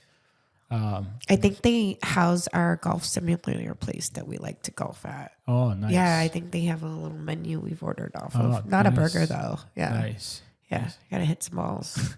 I like it. Seriously. Back to that, like, so with burger reviews was doing that. And like what was fantastic was that time in 3 hours or 4 hours, I could shoot like, I don't remember how many burger reviews, 6 or 9 or 8 or whatever. In the same time it took one. I would go out and I filmed a whole bunch. Yeah. And just got to pizza eventually because I love pizza more than burgers, even though I like a good burger. I don't blame you. Yeah. And then like one time did a pizza review. I loved the pizza. It got way more views and been doing pizza, but like all of it. How long have you been doing pizza reviews? Good question. 2-ish years. Really? Something like that. I'm amazing. At close to 500 reviews, so however many that is. Amazing. And you lots. ordered the same thing, right? Cheese pepperoni. Large cheese pepperoni every time. That's why I didn't bring you a pepperoni, just because I'm like, I think he only does pepperoni, so we I'm got to glad toss you it up did. a little. I'm glad you did. Yeah. I'm glad. Well, we were the only pizzeria that didn't have pepperoni pizza for about 5 years. No pepperoni pizza. No, not shitting you. Wow. So the first year, like when we were trying out products and stuff, sorry to pivot, but No, I like it. Bart knew of the best pepperoni that he's ever tasted at his old places and stuff, and it's Ezzo out of Ohio. Yeah, Cleveland. And we couldn't bring it in. Oh no. No. So for about 5 years. We didn't have, everybody would ask for a pepperoni. We're like, we don't do pepperoni. They're like, what the fuck? Like, what kind of How place do you is not this? have pepperoni? Yeah. So we didn't have pepperoni for about 5 years because it's integrity. Because we've tried so many pepperonis. It's not really cured. You know, it's boiled. It's this, it's that. Ontario has a commodity on meat and cheese here, right? Yeah. So it's like, Yeah. it's not good enough. And they're like, how could you? So these are little like secrets that like stories that we have. For a long time, we didn't have that long. We went that long. And then eventually they opened up and they started And bringing eventually Ezzo we here. found a purveyor that was able to import our Ezzo of Ohio pepperoni. Their pepperoni's fantastic. It's amazing. It's my second favorite. Is it? What's your first favorite? Battistoni out of Buffalo. Buffalo. Really? Yeah. I mean, but Ezzo's there. Yeah. Because for me, like Battistoni has spice to it. Yeah. For a lot of people, like I know a bunch of pizzerias won't carry it because they've had it and people say it's too spicy. So they just don't do it. People just don't know. They need to up the level of spice here. Just a little bit. It's only like black pepper like, spice. Bro, like it's all good. Like just don't worry. Your belly will adjust. It will. But Ezzo is fantastic. Like because they're a small batch. Like they are. It's not like they're not tiny, but they're far from big. Like I've looked into them too. I don't know if it's family run or it it's is close family to run. Yeah, like It's still, Bart, like a long time ago, went on a tour, like met the family. Amazing. Like, yeah, it's a lot of history there. So yeah, it's a lot of history there. And I used to do a little bit of work with Bassoni, but I don't anymore. But they're still. I have to try that pepperoni. Well, you're going home with some because I have some. You have some? Yeah. Bart will die. Yeah, it's yours. Don't be surprised if you get a text from him. Okay. I love it. And it's. Do you golf? I mean, I hit the ball, but it's not really golfing. But I'm happy to go with him sometime. Like. We all just hit the fucking ball nowadays. Like, seriously. No, you've never seen a golf swing like mine, I guarantee. It's the ugliest thing. If you ever seen Charles Barkley swing a club, he's fantastic compared to me. But yeah. But you know what it is? It's like just getting that tension out. I've been looking for a batting cage for the longest time. I mean, I need a batting cage. There's one in Niagara on the lake down here. Is there? Yeah. Yeah, I've been looking for a batting cage. And then my son's like... reluctantly in tennis, and I'm just motivating. Good. I'm like motivating him every day. Well, he's 5. You know, they're just hitting the damn ball. Like, and I'm like, you have to beat me one day. You know, I used to play tennis, so like, you just have to beat me. Yeah, I went to university on a little tennis scholarship when I didn't start at 2. Get out of here. Yeah, I didn't start at 2. Like all my colleagues and friends at the time in high school, I started in 9th grade.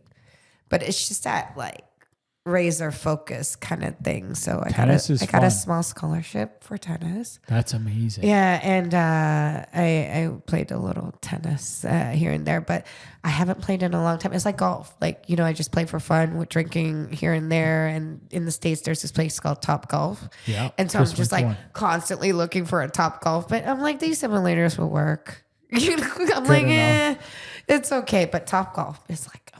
It is fun. It's like bowling for golf. You can have drinks. I know. I just tried it a month ago in Vegas. It was great. It's amazing. Isn't it great? Yeah. Oh my God. How was Vegas? Did you go to the pizza convention?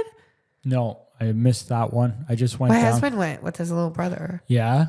I bet that's a good time. Are you guys? All they did was eat pizza, of course. And did you guys compete in the East Toronto one? No, we didn't end up going just because we wanted to bring our management. It's just so much shit going on. There's another one coming up in like March. I think I'm going to be judging at one. I forget what it's called. In Toronto? Yeah, it's somewhere. Really? Yeah, it's in March. I think I can tell you guys. To do it. Like, we've never done any like competitions. No, like this is like really my first interview, Joe. Yeah. We're shy You're about doing shit. Great. We're shy about shit. Like now I'm like, you know, this marketing thing, I gotta do some stuff. But we're big fans. That's why I'm like, it's Joe. Let's talk about that part. Let me, I haven't looked at what you're doing, but can I help you? Please do. Because you said you're doing it on your own. I just only invested $10 in that light. So I'll give you a good breakdown. Please you take it however you want. The key first when you're doing it is consistency. I mean, I would love to tell you to do videos. I don't know if you guys would do videos or pictures or how you're going to do it. Yeah. But I give the same advice to anybody when they actually want it. But is when you're going to start creating content, the first thing is consistency above anything else. Like, especially in video, I'm coaching my realtors on how to do it. And that's the hardest part first, is to have consistency. Consistency, yeah. And like you said, when you put your mind to something, you complete it. That's the first thing. You don't have to worry about putting out the perfect picture, the perfect video. You have to get into the routine. It's just like the gym. You're just making sure you're going. I'm gearing up. So you do, once a week. Do you right now? Are you doing pictures or video? What are you doing? For the Peach and Sunshine, I'm doing reels and like just mini little reels of a video. And then what's the videos? What are you doing? I'm just doing the food, like the actual product, right? And then I put music to it. Yeah. You know, so how's it coming so far? People are watching. So far, the response is good. Nice. You know, and it's great. Like the response is great. It's just that we have such a community build up, right? I feel like we can do more, and I'm learning more. My girlfriend is a huge marketing person, and she's like, let me just look at your stuff. And well, she just is going, she's super busy, but you know, you kind of just don't want to bother people. And she's like, but you're just so natural at it, you know, because Joe, just to be honest, I crack myself up. I like it. I really do. I just like crack myself up. So I like write shit, and I'm just like, well, that's not like that's not good content for like the masses. Like I'm like I make like jokes. A little too much. Yeah, and so I found out that some of my employees have a group chat going for like our social media because they find me hilarious. They think that I'm just so fucking funny because I'm just this is good. Because I'm really into like old school rap and hip hop and like I'm like, oh well, that's just too many curse words. Like, and I'm like, oh, but I really want like so I'm like playing rap all the time and then I have to change it because I'm just like, I was gonna ask you what kind of music you put on. I listen to I love the blues, like old blues. Like I'm very much a chameleon, but blues is my thing. Like old, love folk music, but I'm a big rap fan. Yeah. So Yo Kim Kim, like my personal handle, that's my rapper name. That's amazing. But I don't rap. I just like dream of like being a rapper and I just find myself fucking funny and I don't care like if anybody else finds me funny. I love it. But Yo Kim Kim is my rapper name and I tell my staff that and they're like, oh my God, you're so fucking funny. And I'm like, I'm old, and I'm like, but life is so short. You have to laugh. If you can't laugh at yourself, right? Totally. In terms of personal content and stuff. I've always wanted to do food stuff and like all of that, but the restaurants consume your life, right? So I've always wanted to do like food content because I just have this passion. Like I wake up and all I do is first thing, when you're scrolling your phone, I look at arts because art is my passion, art and food. And then like current events is like third. Right. But like, I really do believe that we're a child of the universe and we are not alone in the world. So what do you mean you don't know what's happening in the world? Like, what do you mean? You gotta be up to date. Like you gotta understand like what's happening as a human in the world. So that's really important to me. But art is like number one. So I'm like constantly scrolling art. Like what kind of art? All kinds. I've been collecting art like since I was poor, like at 14, since I first had my first paycheck, even though it went to my entire family. But like every time my whole collection is not framed. Framing is really expensive. People really don't understand how expensive. So you look at my house, our house, it's all white. It's because it's like a blank canvas. Like you got to put the art up, right? So I remember meeting Bart, and Bart comes from like his mom was an artist, his grandma was an artist. Way. Yeah, and he was like, I'm fucked. I just met an artist, like literally, oh my God, like I just met an artist, That's hilarious. And so I've been collecting art, like really unknown artists for a really long time. And I have such a passion for art. So I'll tell you, a couple of years ago, before Halloween, I had started a collection when I was really young in my early 20s of Robert Longo prints. And Robert Longo is a famous photographer / artist that had a series called Men in the Cities. So I collected 2 of the 5 of the Men in the Cities that are signed. Oh, wow. And so I live in an older farmhouse built in the 70s and whatnot. There was a mini flood in the basement. Didn't realize that was on the floor. Oh, no. Devastated. No. I still have it laid out and it's ruined. But I can't tell you how much I sobbed that night. I sobbed because I collected that. Like, it's like people buy shit, and that they love. I love art. So I've been buying like unknown artists and now they're really known and for a long time. Like it's been a huge passion of mine for a really long time. So I have this collection. We have this collection of just, I have worked with artists in my past life too, coming from that industry.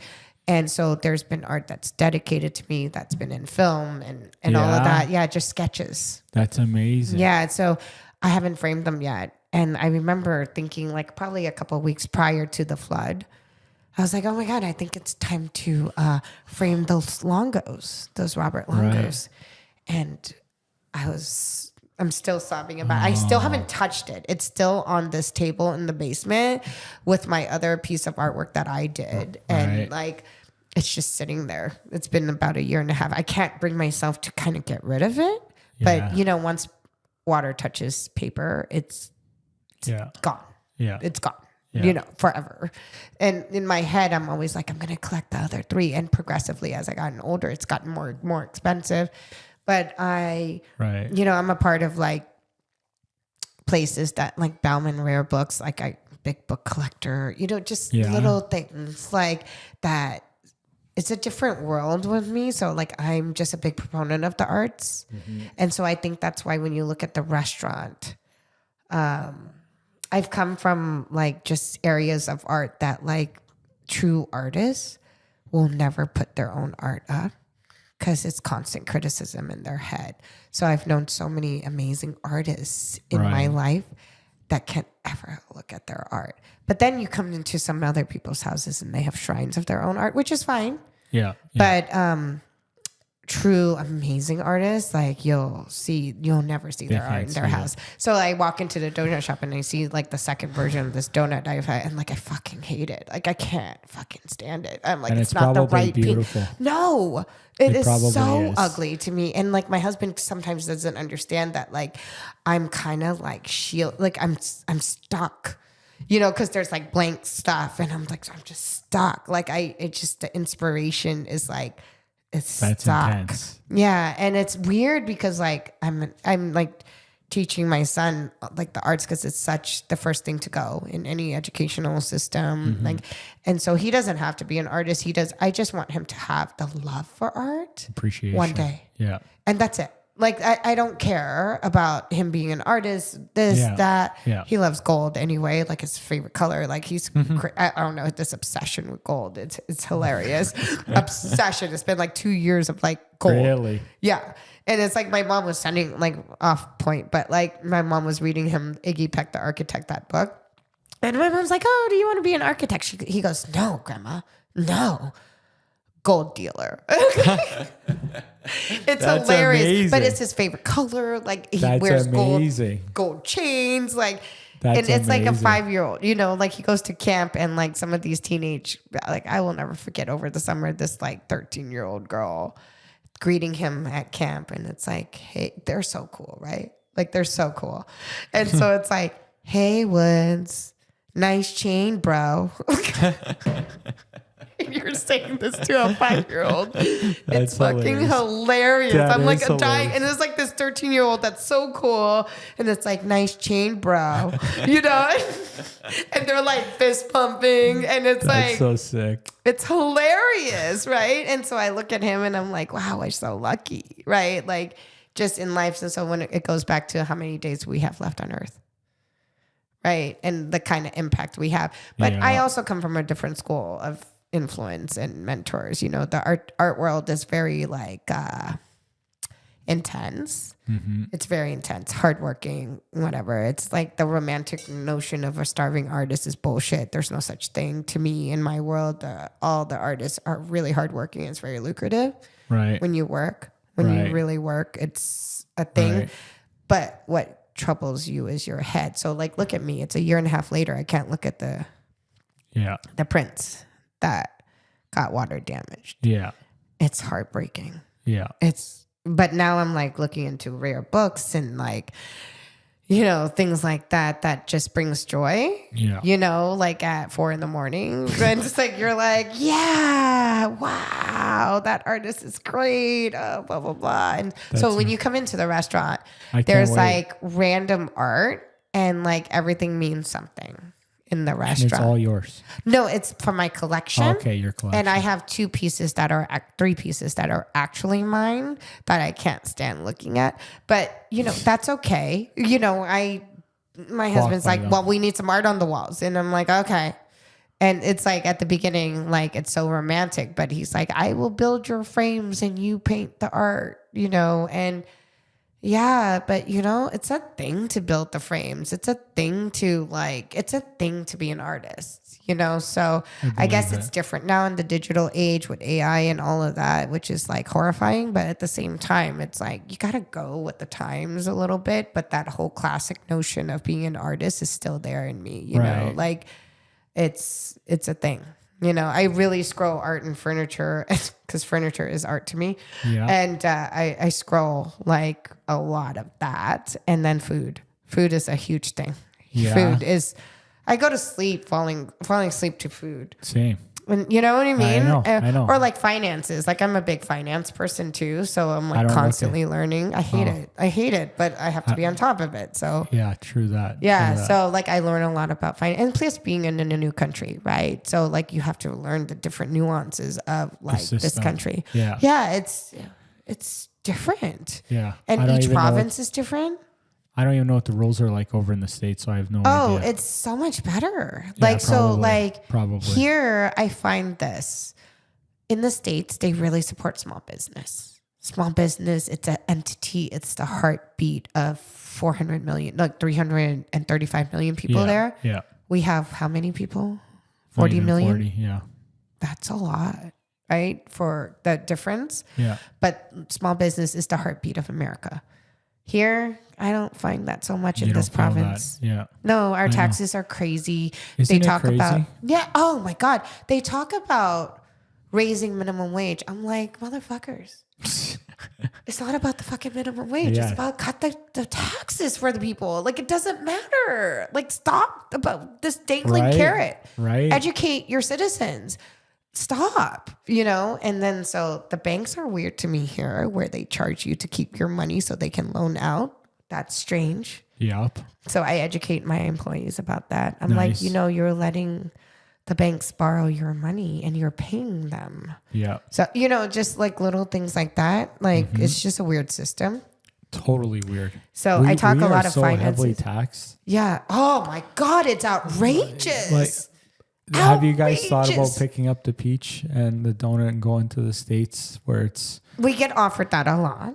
Yeah. Yeah. Because but now we're so yeah, I know you got roots. Established, you got right? Roots. Yeah. And we have friends that own restaurants in the States and work in hospitality in the States, and they're like, let's do it. And I'm like, okay, anytime. But at the same time, we're so established. Like the roots. What we've invested, what we've like done, it's a lot, right? So it's like hard to kind of let go. But don't think there's a bridge that we don't want to jump off every day. Just saying.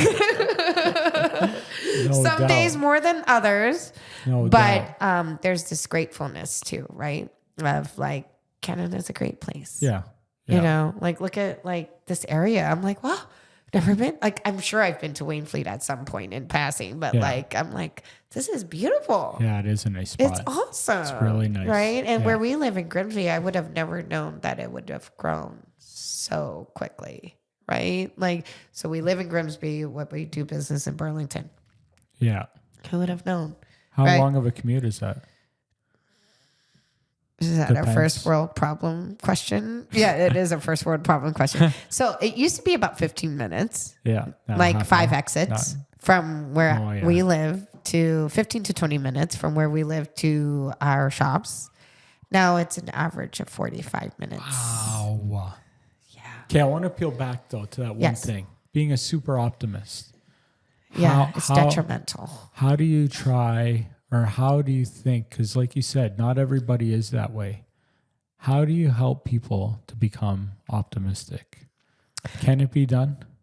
I don't think you're really like, if you do help somebody, it's not really helping, it's influencing, right? So it's a matter of the person and how open you are, like I say, to the universe. Mm-hmm. How open are you? If you're not open to anything, you are not going to be influenced. And it's not their fault. I've learned through yoga and stuff, like we don't have the tools, right? As adults, when we repeat things that we grew up doing, like with trauma, generational trauma and stuff like that, it's nothing that we can prevent. What we can approach life and each other with is compassion and understand that, not everybody has the tools to communicate with you or to kind of like go through things with you in a different way. Like, I'm the eternal optimist, but I am surrounded by a lot of negativity at times. Not at times, probably every day. And it gets to you. It really does get to you. But I'm like, I could be bitching to my mom or like just a sounding board. But as a woman and as Kim, like who I am as a person, I just need to get it out. And it's just like, just talking to your girlfriend or your friends, like your best friends and, you know, wherever. And then like the next minute you're okay. But not everybody's like me because like they don't have the tools, you know, and letting go is a huge thing. Huge thing. And forgiveness is a huge thing. And I don't think a lot of people know that. And it's because they weren't raised that way, right? So I see a lot of struggle in a lot of adults and people I'm around. And, you know, you can only be compassionate and forgiving, or sometimes you're just fucking pissed off and you just disengage. Yeah. You just can't engage. Like, but I don't want to like not engage. I think one of the worst things that you can do is like ignore or not engage. Shut it down. Yeah. It's painful. Like when you have to do that, but sometimes you have self-preservation and you're in that fight or flight mode, right? But at times, like when you approach it, like my mom's really compassionate, right? And so I think like I'm just constantly reminded, like, oh, just be compassionate. But I get angry. Like it's not peaceful all the time. Like I feel you. I'm hard on my son. He's 5. Like the minute like he's rude, I'm like, what? Like, you know, no. Like it's like because it's like I tell him all the time. I'm like, it's mommy's job to teach you. And if you are rude or you're not whatever, it's mommy's not doing a good job. You know, so you know, you always have to try your best, you know, and I think your best is relative to everyone, right? Like everybody has a different version of best, or everybody has a different version of failure, different version of success, you know, and it's hard. It is it's so fucking hard. It's like different. You can say the same thing over and over, and it's like I'm talking to a brick wall. Like it's like either you choose to understand or you don't, and that's okay. Like, you know, you kind of have to kind of step back and understand. You're an employer. Yeah. You really have to be better. You know, like you have to be better. But you know, we're not perfect and we all lose our fucking shit. Like there's been a lot of screaming like in the walk-ins. We call it the walk-in scream. Not at employees, but like myself. I'm like, oh my God. But at least the cool air is like fucking blowing on you. And you know, there's books like I Drink for a Reason, you know, like there's, you know, and it's like, you know, it's balance, right? But it's hard, Joe. Like it's so fucking hard. Yeah, no doubt. It's so hard. That's why a lot of people struggle with it, because like you have the right mindset. The ones that don't, like, good luck. It's like the tools. Yeah. Right. And it's like, I really feel like you are a product of your environment. Right. So without even knowing it, you could be an asshole and you don't even know you're a fucking asshole. Yeah. Like I'm sad for that, you know? And my mom is like the holy grail of like, they just don't know better, you know? And I'm just like, but that's also elitist, Mom. You know, like, I'm like, you're so fucking elitist. Like, I get frustrated sometimes because I'm like, but that's it's so true, though. Like, she's like, they just don't know better. You know, she just has a compassionate heart that way. Yeah. It's just like, you know, when people are rude to her and I'm like, oh my God, like, how can you be rude to my 75-year-old mom? Like, you know, blah, blah, blah. She's like, they just don't know better. Yeah. And I'm like, good, but like they won't ever know better, you know, like if you don't teach them, but it's not your job to teach people all the time. Not you know everybody. What I mean? No. So you have to approach with like the ones that do care about you and that show that they care about you, with approach it with love, because sometimes people do some strange shit and you're just like, what the fuck? Like what? Yeah. Like what? Why'd you do that? Yeah. Like what? Do you know that's like rude? Yeah. Like, do you not know that that's fucking fucked up behavior? They might, you know. They might or they might not. They might not, right? Yeah. So it's bullshit, you know. But anyway, I'm steering because, you know, I do. But you haven't tried the Caesar. So he used to make the Caesar. Okay, that's serious. There's no messing around with any of this, but this is for real. No, so remember, we also struggled with E. coli and lettuce shortages and all of lettuce that. Was $1 million ahead. Fucking $1 million ahead. So it really, we made it through. But still, with the bacon and all of that, there's zero compromise, Joe. Like that is all made. A grilled lemon. Yes, a grilled lemon, and you know lemons. Yes, and there's that's real Parmigiano Reggiano in the dressing. On top of the salad, there's no compromise. And we've had this salad forever. So these are like our staples. The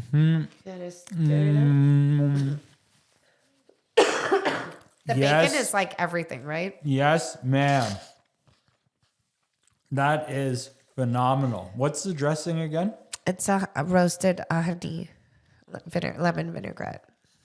That is amazing. Actually, just a roasted lemon vinaigrette, but it has real Parmesan in it. Mm-hmm. It has anchovies. It's the real deal. There's no compromise on that at all. That is phenomenal. That bacon is legit. Right? Yes. I'm like extra bacon all the time. Like, so good. Yeah. You guys, I can't believe how attention to the minor details. Again, induction burner. And we just Are you got going to change that? We can't, then we have to have, if you saw our building when you come, I'll give you a little tour. Mm-hmm. It's a lot. It's a lot that we've got. Yeah, it's a lot. Our building's really old. If you look at the outside, if you remember, it looks like an old New Orleans hotel. Mm-hmm. And I love that about it. But at the same time, people who know, mm-hmm. people who don't, you know, and we're not for everyone. And that's okay. And I think that's the perspective that a lot of people don't get about Bart and I, at least myself. I don't care. I'm I care. Yeah, but if it's not for you, it's but all good. I don't care. Yeah. You can compare me to Tim Hortons. Great. Mm-hmm. Awesome. I'm not for you. Yes, we're expensive. You know why? The ingredients are really expensive. The labor it takes is really expensive. High quality. It's lots of work. Crazy work. And so we got flattered. We were reached out by food porn. And they want to do Sunshine Donuts, a whole skit on Sunshine Donuts. So that's huge for us, our little mom and pop, donut shop. So we're arranging that right now and just little things, Food porn is on Instagram. They're about almost 2 million followers, I think, on Instagram. And they're from, where are they from? I don't know. I think they're from the States. Gotcha. Yeah. They're going to come by. Yeah. Yeah. So they're thinking the week of Christmas. So I'm like, I don't know. Maybe. Are you going to watch whatever they do on you? Probably not. To be honest, I'm mortified. I don't even know if I'm going to listen to this podcast, Joe. Come on. I don't. Come on. Maybe you would change the tides for me, but I hope so. It's crazy. It's crazy. But the reaction I got from some of the staff today, they're like, "Oh my God, Joe's amazing." That's hilarious. No, they love you. They love you. Not everyone. No, but they love you. That's good. I'm but glad. Again, it's it's relative, and it's your opinion, right? And it's all in good fun. What does your husband think? Because I don't know a lot about pizza. I'm no connoisseur. I'm no expert. I'm just a guy that loves pizza, trying to highlight businesses, highlight my own. What does he ever watch and be like, Joe's an idiot and he's so far off? No, he loves you. I don't know what he's watching on his phone. It's mostly food. Mm-hmm, mm-hmm. It's mostly food. Mm-hmm. And but I'm going to tell you this. He's flattered by your review. And we were flattered because we're like, really? You should have seen our reaction. We're like, what? We had no idea. And it was months later. Yeah, you had done it. He was like, oh my God. He's very humble in a lot of ways because he doesn't realize what an amazing chef he is sometimes. But you also have to remember, as an operator of a restaurant, sometimes you're teaching people how to chop lettuce. Mm-hmm. And so I always think through the years, as a classically trained chef, as a person who's studied all these things under great chefs and has refined, and it shows in his food because we're slow food, right? Dough's made every day, the integrity, everything, right? Even our iced tea. Our iced tea is a sweet tea, but we're hand mulling those lemons. Wow. You have no idea what we do.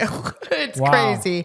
Yeah. So we're hand mulling the lemons, like it's hot dog on a stick in Venice Beach. Like we're like you can see our servers making the lemon juice because it's the oils from the lemon peel. Like it's everything that matters, right? Wow.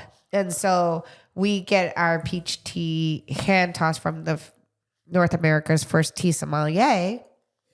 Sloan Teas. I love them. Shout out to Huda. Nice. But like literally randomly ran into them in Toronto, discovered her female-ran organization, about 5-6 employees. Nice. They're huge. They're everywhere. That's Sloan amazing. Teas everywhere. But they do a custom peach tea mix for us. Very expensive. Worth it. Nice. But you'll see it in our sweet tea. So it's a southern sweet tea that's hand molded lemons. Wow. I gotta try that. Yeah. So it's sweet peach tea. So we also have that with our adult peach iced tea, which is with vodka. But literally there's no skimping. You'll see our servers, our coffee. Like I always tell people, especially in the restaurant industry. And it's great that people like relate their business to restaurants, but I feel like restaurants is a whole different breed. They don't really understand like what it takes to run a restaurant, right? Like it's crazy. It's fucking nuts, right? And I really respect all businesses, but they don't get it. So people's favorite words to anybody in the restaurant business is, you ready for it? They're 2 words. You should. Oh. You should do this. You should do that. You should do this. And it's great. And I appreciate the opinions and stuff like that. But you have to know that we're the type of people that go far. I was actually like talking to our staff today about, we were the first restaurant with wine on tap when we moved here. And everybody balked at the idea. Laughed at the idea, but we had wine on tap. But there was only one winery that was doing that. And we were okay with that, whatever. But then we were the first restaurant in Ontario or probably Canada that had sparkling wine on tap. Really? And we supported, an up and coming sparkling winemaker. And he was like there doing it. And we had Sprite, but the CO2, like the gas is like, it's a thing. It's a thing. And his like kegs were really expensive and we're like this small mom and pop, but we were really innovative at the first year. Like we're going to have wine on tap. We're going to be like a Chinese restaurant, red or white, you don't have any wine options, like, all That's these amazing. things. But I was just educating the staff today. I was like, yeah, we did a lot. Like, and we still do a lot, but we did a lot. So I was going to bring you this one of our seasonal pizzas. It's a potato bacon, but what elevates it is a hit of lemon zest at the end to bring a little certain freshness. People don't realize we make our own lemon extract that goes into our donuts at Sunshine. How do you make lemon extract? We use a what's that thing? That chemical. Not alcohol. Yeah, it's like a type. An ethanol? Ethanol. Yes. We order ethanol. We have a special license. Special license for it. And then we use our lemon peels. Interesting. Yeah. So we make our own lemon. We make our own lemon extract. So there's 0 waste in our restaurants. So there's a dessert at the Peach. Our Sunshine donut bread pudding. So we use the leftover donuts to make our seasonal. Watch out. Donut bread pudding. Watch out. Yeah. So it's a lot. It's a lot of labor. Like just sourcing things and just pricing is everything. And it's been hard. Pricing has been so hard. Like I can't tell you how hard it's been, especially for good chocolate, for good anything. It's like arm and a leg for everything. Apples, we chop by hand. Wow. Every day. Our famous apple fritters, we set out to make fritters the size of your face, and they are the size of your face. They are. Yeah. They are, but it's the freshest apples you will ever see. I remember a sales rep coming in, and they do high volume bakeries and whatnot, and they couldn't believe that we had nothing in our freezer. They could not believe it. Because some of the biggest bakeries, it's all frozen. Yeah. Everything's frozen. Like the fruit, the apple filling, the apple pie filling. We make everything. That's so crazy. So our head pastry chef at Sunshine is working on our Christmas stuff right now. And it's going to launch really soon, but homemade marshmallows. Everything you can imagine. Like, but it has to be approved, right? Before it goes to any production. So even caramel corn, like just everything for the holidays. It's like a thing. You guys don't mess around. It's a thing. It's a thing. But like I told you, I was laying floors with my husband right before I gave birth to Woody.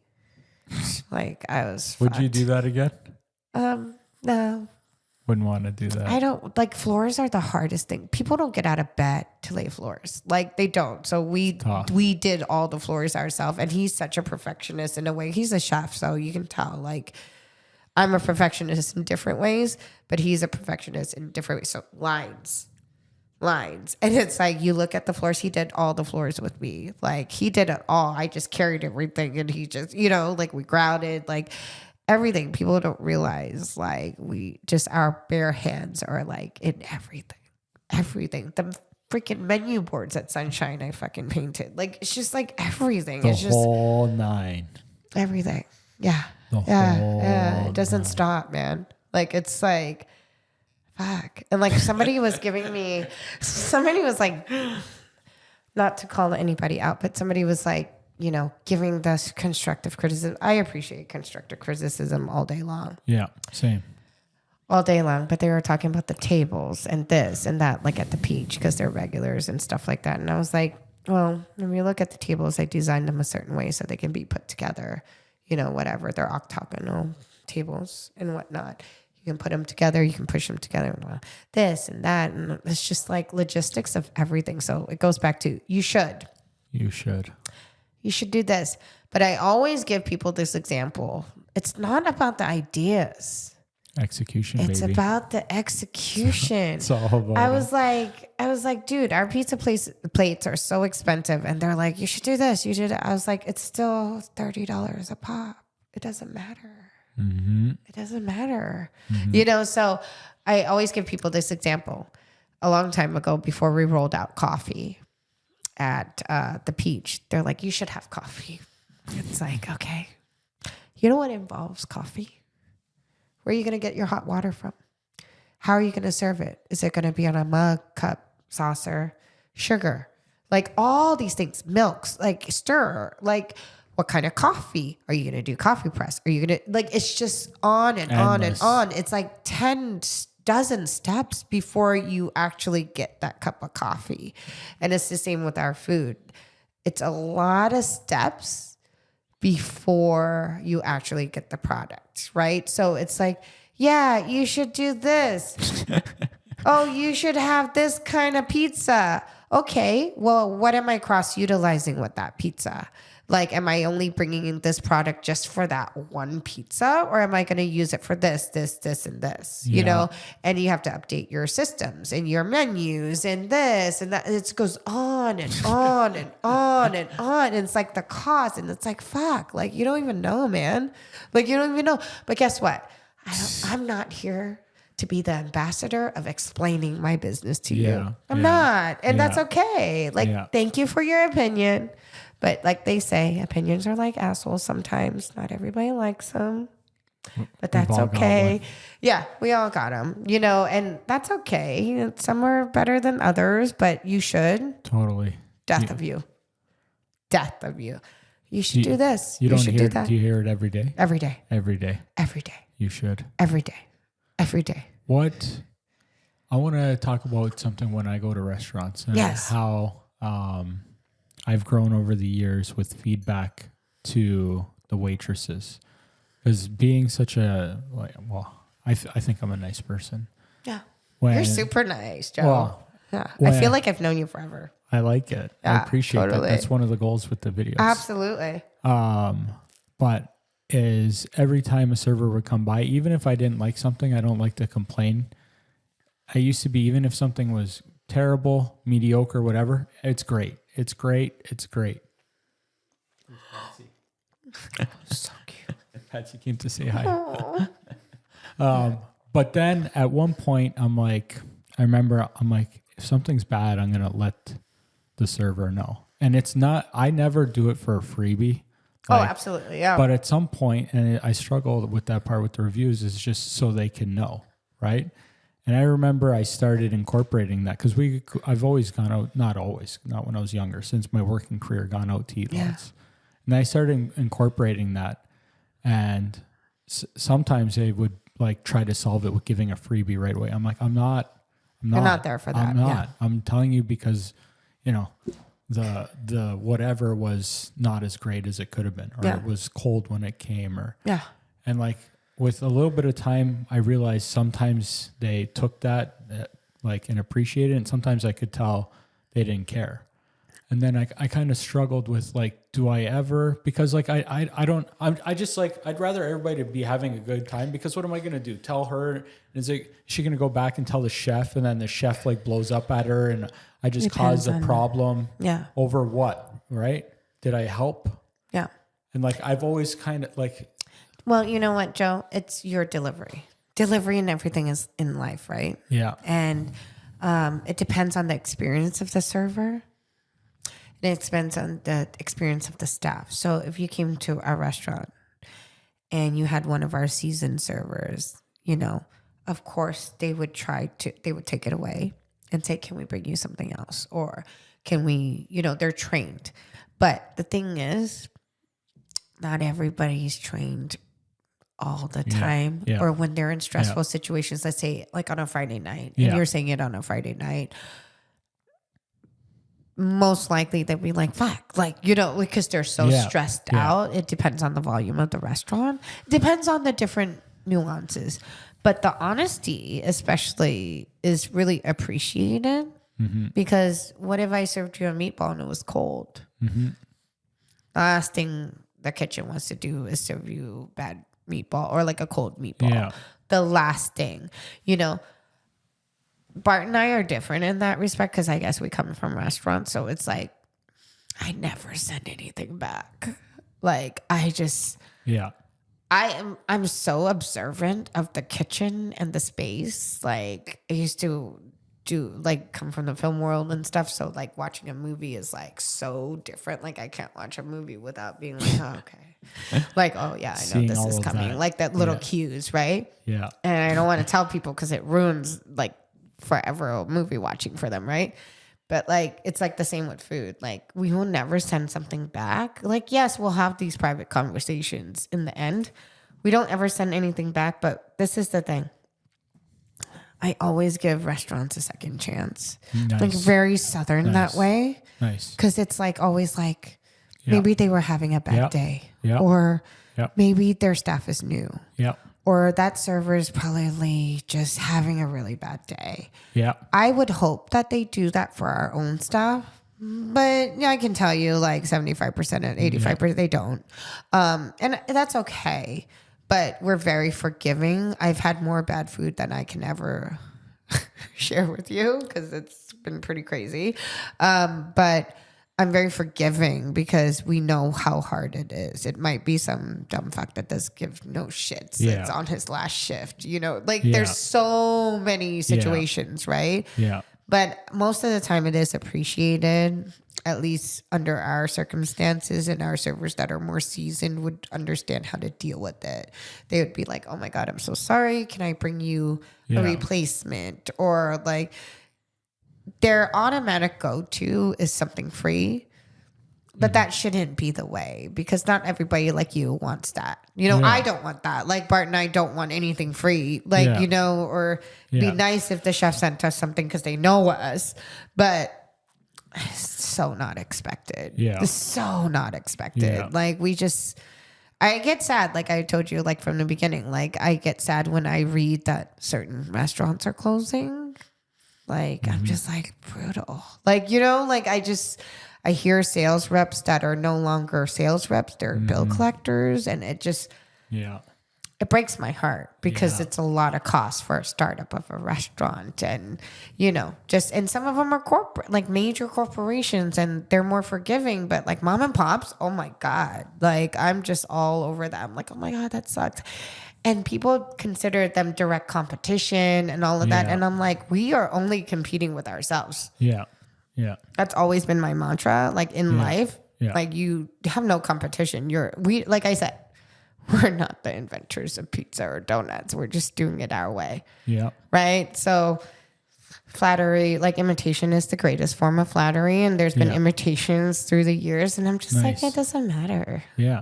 It doesn't matter. It's Who all cares? good. It's all good. Who cares? Yeah. Like I don't have time to give any fucks. Like if I had any fucks left, it'd be in the negative. Like that kind of shit. You know what I mean? I'm like 0 fucks. Like I don't care. Like great, thanks. You know, moving on. No doubt. Yeah, and that's always the attitude. It's always the attitude. It's like, bye, thanks. So I teach my son peace and love. You know, it's like, you know, every time you say bye or hi, it's like peace and love. That's awesome. You know, it's like bye, peace and love. And it's like, just repeat that for your rest of your life, please. Just peace and love. That's awesome. You know, like Howard Stern, peace and love. Does he say it too? Yeah, like John Lennon, or was that Paul McCartney? Who said it? It's like peace and love. And then he repeats peace and love all the time. That's awesome. Howard Stern. No, I don't have Sirius anymore, but I used to. So, you know, it's peace and love. Everything's peace and love. So just to go back to all of that, when you go to a restaurant, will you give the honest feedback? Not to them, no. No? Never. You'll just hold it in? Yeah. So they ask you how it was and you just say great? Yeah, it was great. And then because it was servers. I just don't. So would you ever pass it on, like if you knew the owner or like? I probably would. Yeah, if I knew the owner. Yeah. Absolutely. Like it's a favor. So like recently I went to the dentist and it was a new dentist and bless her heart, she asks you what you do and they're big fans of the page and blah, blah, blah. She's never been. So when I had my one cavity filled on Monday at 8:00 in the morning, I'm like, fuck, like right before work, like really? So I go and she was like, oh, I was at the Peach on Thursday. And I was like, this is me. I'm like, how was it? Because it's always about like the experience, right? And I'm like, because I'm very confident in our food, but still sometimes you fuck up. Yeah. And you can't control everyone. You can't micromanage. So I'm like, how is everything? And she's like, oh my God, my husband hates pizza. And he really liked your pizza. So that's like a big compliment. I'm like, oh, really? So for her to drive from Grimsby to Burlington to have our pizza was such a nice compliment. And it's so shocking. You know, like you just don't.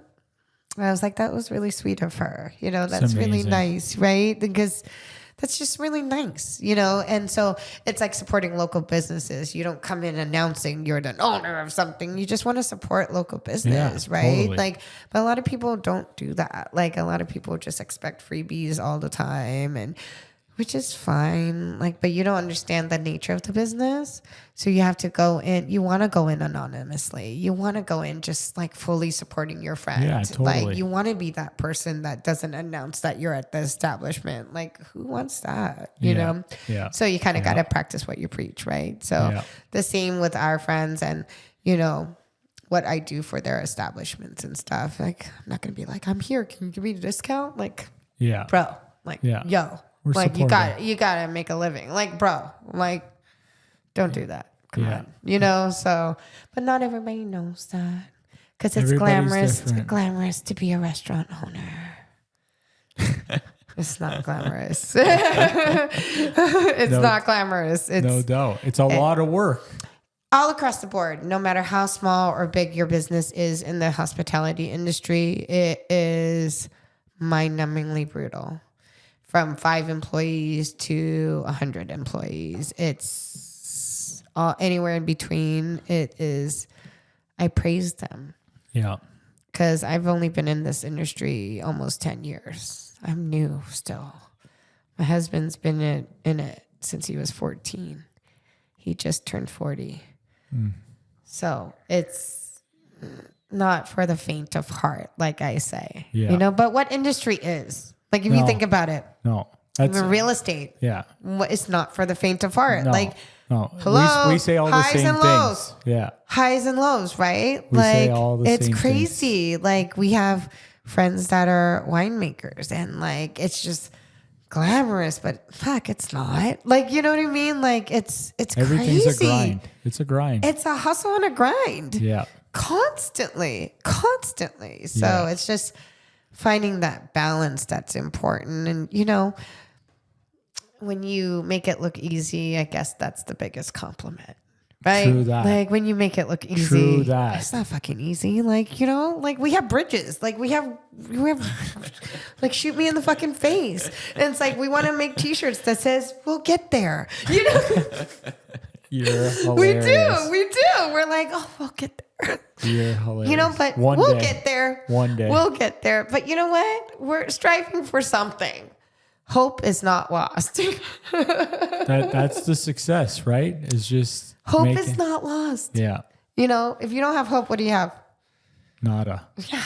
Right. Nada. Like, so it's actually funny. Like, but you can, like, through the pandemic, it's like, shoot me in the face. Like, oh my God. That was long too, eh? It was very long. Was it 2 years? I don't even know. It was about 2.5 years or so, 2 years. Something like that. But when it first hit, we shut down our restaurant for 20 days and we still paid our full-time staff and stuff. Wow. But our staff was amazing. Wow. They've moved on, but they were amazing to the fact that they texted us every day, called us every day, wanted to work.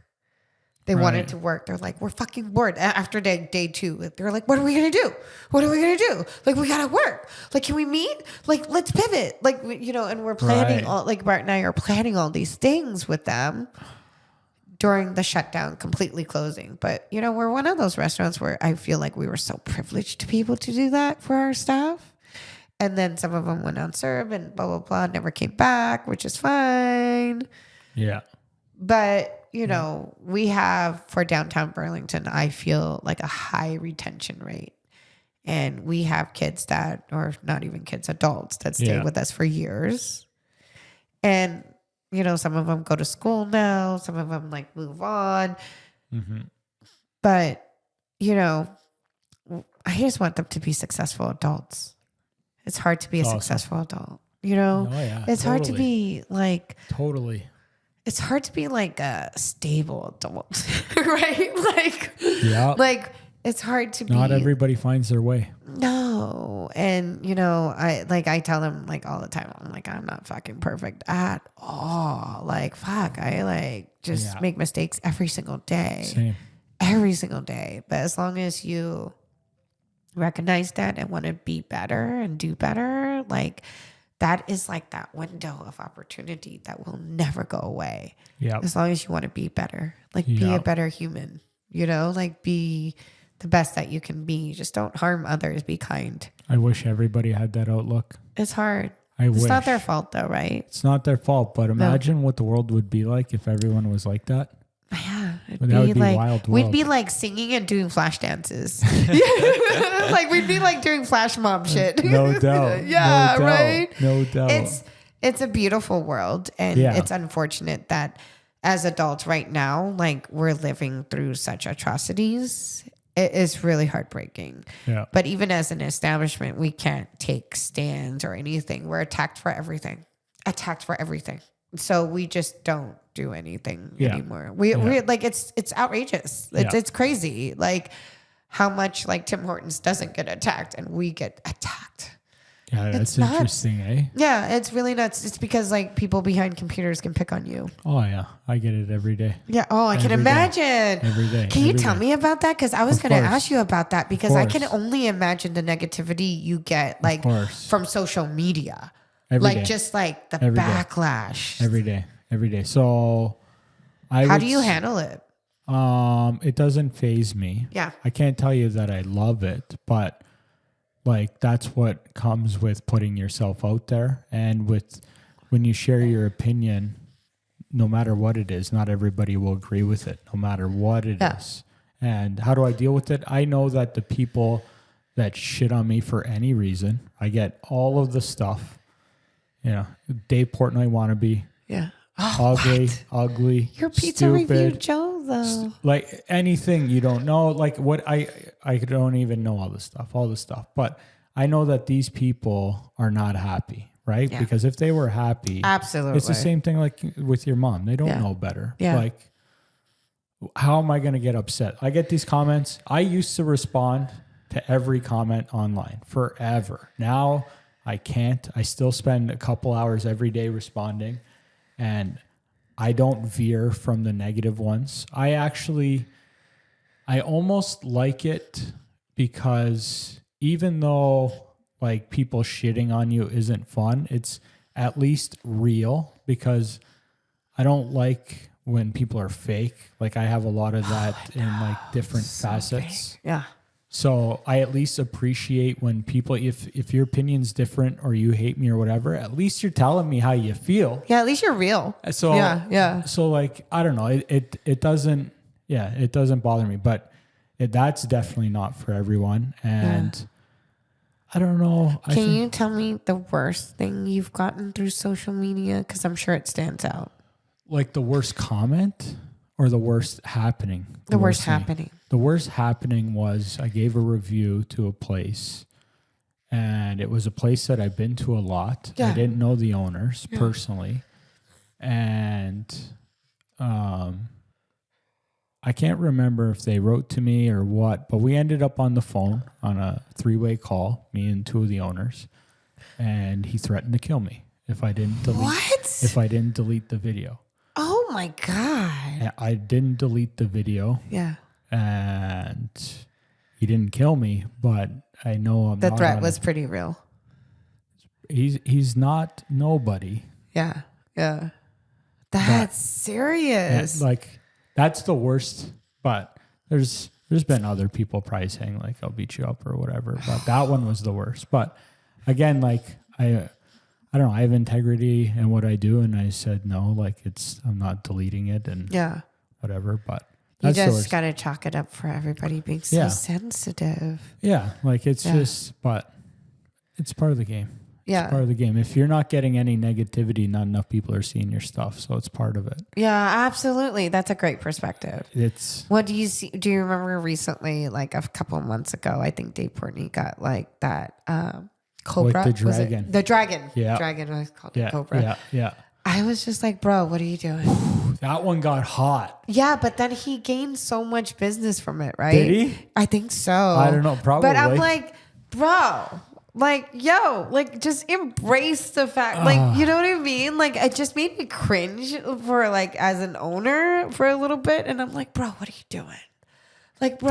That was both like Dave has like strong personality. I think he's super entertaining. He's he's so entertaining. Yeah. But we have way different styles. But like in that one, he's Boston. Boston people handle things different. So it is totally Boston. Like I was like, I love Boston, but I was like, it was totally Boston. Yeah, it was totally Boston. But he's not scared to do things like that. Like I don't know what it would take for me to go off like that on somebody. Like that's just, I'm not built like, I'm not saying it couldn't happen, but like they were going he's been doing it for years, right? So you build like this like resilience and this anger, like fuck you. Like that is a classic. It is classic. And that was recent. I was like, bro, what are you doing? Like it's Dave. Like I was like, just embrace it. Like regardless, like negative or positive, he's going to give you so much business. The chances that was fake is slim.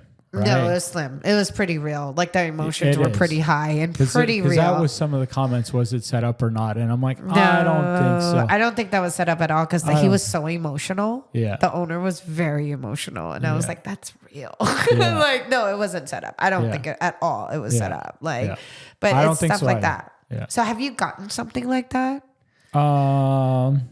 Like somebody like really irate? Like during actual filming? Like they see you afterwards or whatnot? Yeah. You have? Yeah. Wow. I had another one that was pretty interesting where I went in, it was in Niagara Falls. So at first I was doing the city by city, right? I would just do all the pizzas in one city. Yeah, there's a lot of pizza places. Tons. Like a lot. I love it's like Chinese food, but like tons per capita. Yeah, absolutely. And I'd already done Niagara Falls, but this one place opened, and like so many people were tagging me and telling me to go there. Yeah. And like I'd already New York side or Ontario? Side, yeah. Wow, really? Yeah. And then when I finally went, and we always order the pizza ahead of time, anonymously, whatever. Robin will order. under a fake name. And when I walked in, the lady was carrying the pizza over. And then when she seen it, she's like, 1 sec. And then she put it down. And then the guy came up and he's like, oh, Joe, nice. I don't know, Joe, nice to meet you. Oh, Joe, whatever. I'm like, oh, nice to meet you. And I don't think he shook my hand. This has been a little bit. And he's like, are you here to do a review? And I'm like, yeah. And he's like, then you can't have the pizza. And wait, he didn't stand behind his product? Wow. So a little bit of conversation, not heated, no pizza. So I said, okay. And I went outside and we went across the street and I shot a video. And I said, I'm here, no pizza review. They didn't serve me. I forget. And like even me shooting that, I'm like, I knew that it wasn't going to be like a great thing, but I'm like, how am I going to deal with this? Because it just happened. And when people tell me to go there, what am I going to say? Because people have been telling me to go there for months. So I'm like, I'm going to. But he didn't want you to. And when I put it, we shot that. And as soon as we started walking back, he came out to confront me. And that's when things definitely got heated. Oh my gosh. He didn't even know what you were going to say and stuff though. Yeah. And like they own a different pizzeria and I gave it a great score. Oh. A different one in like a different city. So they just didn't like me. They're like, we don't like you. We're not going to serve you. Yeah. Yeah. And that's legitimate. Like, even though I don't think what they did was right, they have the right to not serve me. Yeah. Right? They like do. right? They're a private establishment. Yeah. So it's absolutely. not like, but yeah, they didn't serve me. And that one was interesting. I think, is that the only time? What did I have? I had something weird recently too, but that was that one. So what is your favorite pizza place that we can try? Because we are so equal opportunity pizza. So my favorite is a wood-fired pizza in Port Colborne, about 15 minutes from here. And it's called the Lock Wood-Fired Pizza. I think I saw that review. Yeah, the pizza looked good. Yes. So like it's family-owned. Yeah. Father, 2 sons. I've never seen a pizza come out of the oven that isn't one of the 3 of them. They're Italian, double O flour, wood-fired. Wood-fired, yeah, that works. Absolutely. Stanislaus sauce. Yeah, and like my favorite one, like doing the cheese and pepperoni, they have a Roman. Yeah. So it's an oval shaped sesame seed crust, sauce on top. Yeah. The cup and char. I mean, but like amazing. You start to split hairs when you get up close because I get asked a lot, like who has better pizza, the States or us, right? It just depends, like the kind of pizza. It does. And what I found so far is like I've only done reviews, like I did 3 in Boston, but the majority are Western New York. Yeah. And I find that on average, the pizza over there is better. Yeah. But like your pizza, the Lock over there, Macy's, Sammy's, like we're all, the best pizzas are competitive. Yeah. On average, if I close my eyes and walk into a pizzeria over here, it's probably not going to be as good as if I do that over there, in my opinion. Yeah. Yeah. But the best ones, like, and it's definitely subjective, but like how many places are doing what you guys are doing? Like it's, I've been to like really, when we opened Pizzeria, if you think about it, how many actual pizzerias are there? So many. Right? There's a lot. So many. Right? And it's like in the States, there's more Chinese food places than there are fast food places. What? Statistically. Holy. Just when I was studying back in the day. Right. But it's still true because if you think about it, I've done a lot of road trips in the States. The States is beautiful. Done a lot of road trips in my day all over the U.S. And every small town, there's a Chinese restaurant. Think about that. There might not be a McDonald's, but there's a Chinese place. All of it. So encompassing that, and I feel like that is the same with pizza. So many. There's so many small towns. Might not have that Burger King, but has a pizzeria, like has a pizza takeout place, So if you think about pizza and like Chinese food and like all different kind of culturally interesting food, because pizza is so interesting. When Bart created these pizzas, I'm from California. And New York is like amazing pizza. So our style of pizza is a cross between California style, which I say the fresh ingredients, right, all of that stuff, with a New York style crust, right? So it's all about like how it hits and like the whole ferment, like all these things. We worked on a single deck oven for so long. Yeah. We finally have a double deck oven. Nice. And it's only been like 5 or 6 years since we've had it. But you can see our old pizza oven, Frank's, still sitting in fucking storage. Frank is like, we painted Frank. Like, it's like our pizzeria. So our oven now is Francesca, because, you know, the female version of Frank. Yeah. But like, it is a huge thing, like to these pieces of equipment that come far and wide. You know, to us, everything was used. Our ovens, our convection ovens that we have downstairs at Sunshine and the Peach, first time we bought a new piece of equipment. First time. And of course, it fucking got delivered in January. Oh. And I was like, really? Fucking assholes. It's like 6 months to special order these ovens, right? And I'm like, really, in January? Had to be. Yeah, our slowest months for every restaurant, right? But literally, we're lucky. Our community supports us, right? So that first 2 weeks of everybody signing up for the gym happens, but then everybody comes back for the donuts and pizzas. Then they come back. They're like, it's my cheat day or whatever. But just even growing in that capacity, I feel like we're so limited in our building, in our establishment, because everybody's like, oh, you know, like you got to have a bigger space. And I'm like, you want to invest? You want to buy the place? You know, it's like, it's not easy to franchise. Everybody wants to franchise Sunshine. Yeah. Everybody wants to franchise the pizzeria. It's tough to scale. It's tough. Quality. It's tough to franchise our product. And if a lot of people compare us to like other pizzerias or other chains and other restaurants, I'm flattered, but at the same time, like they're not doing what we're doing, right? Like that guy laughed, like, you know, the chicken guy, he was like, oh, I was like, it's fresh. Sorry, we don't get like frozen. And his purveyors are around us. Like his clients are around us. Yeah. Not saying anything, but like, I know how it works, you know, like when we go to a restaurant now, I know what's frozen. I know what's not, you know? So like, you know, you go to the little mom and pop Mexican places or like the little hole in the walls Korean barbecue. And I'm like, where's the fucking banchan? Like, you know, like I'm like, come on. Like, you know, like you just kind of know food in that like respect that you're just like, what are you doing? Like, what? You can't do this. Like, you know, so even during the pandemic and even now, there's no shortcuts. It's like integrity is everything. So like I say, coming back to strawberries in February, everybody does it. It's a business thing, but it's like, no, like Bart's like, no, ever will we have chocolate covered strawberries unless it's in June or July, right? Like in June, like here in season. Yeah. It is staunchly against everything that the Peach and Sunshine does. Staunchly. So that's when awesome. I tell you, like the salespeople that come in, they're laughing. They're like, you don't have a fucking freezer? The freezers are for the cookies. Like, hilarious. You know, because we do our drop cookies and whatnot. And it's like, what? And they're like, laughing. That's how we roll.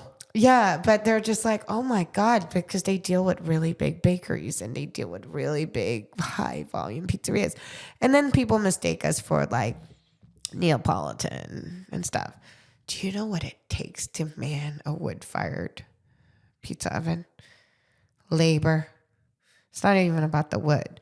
It's like, is the temperature correct? Are you going to burn my 2-minute 800-degree pizza? Yep. Like, come on, man. Yep. Yep. Like, dude, how many burnt pizzas are we going to have out of this place, right? Mm-hmm. Like, so you can imagine what they go through.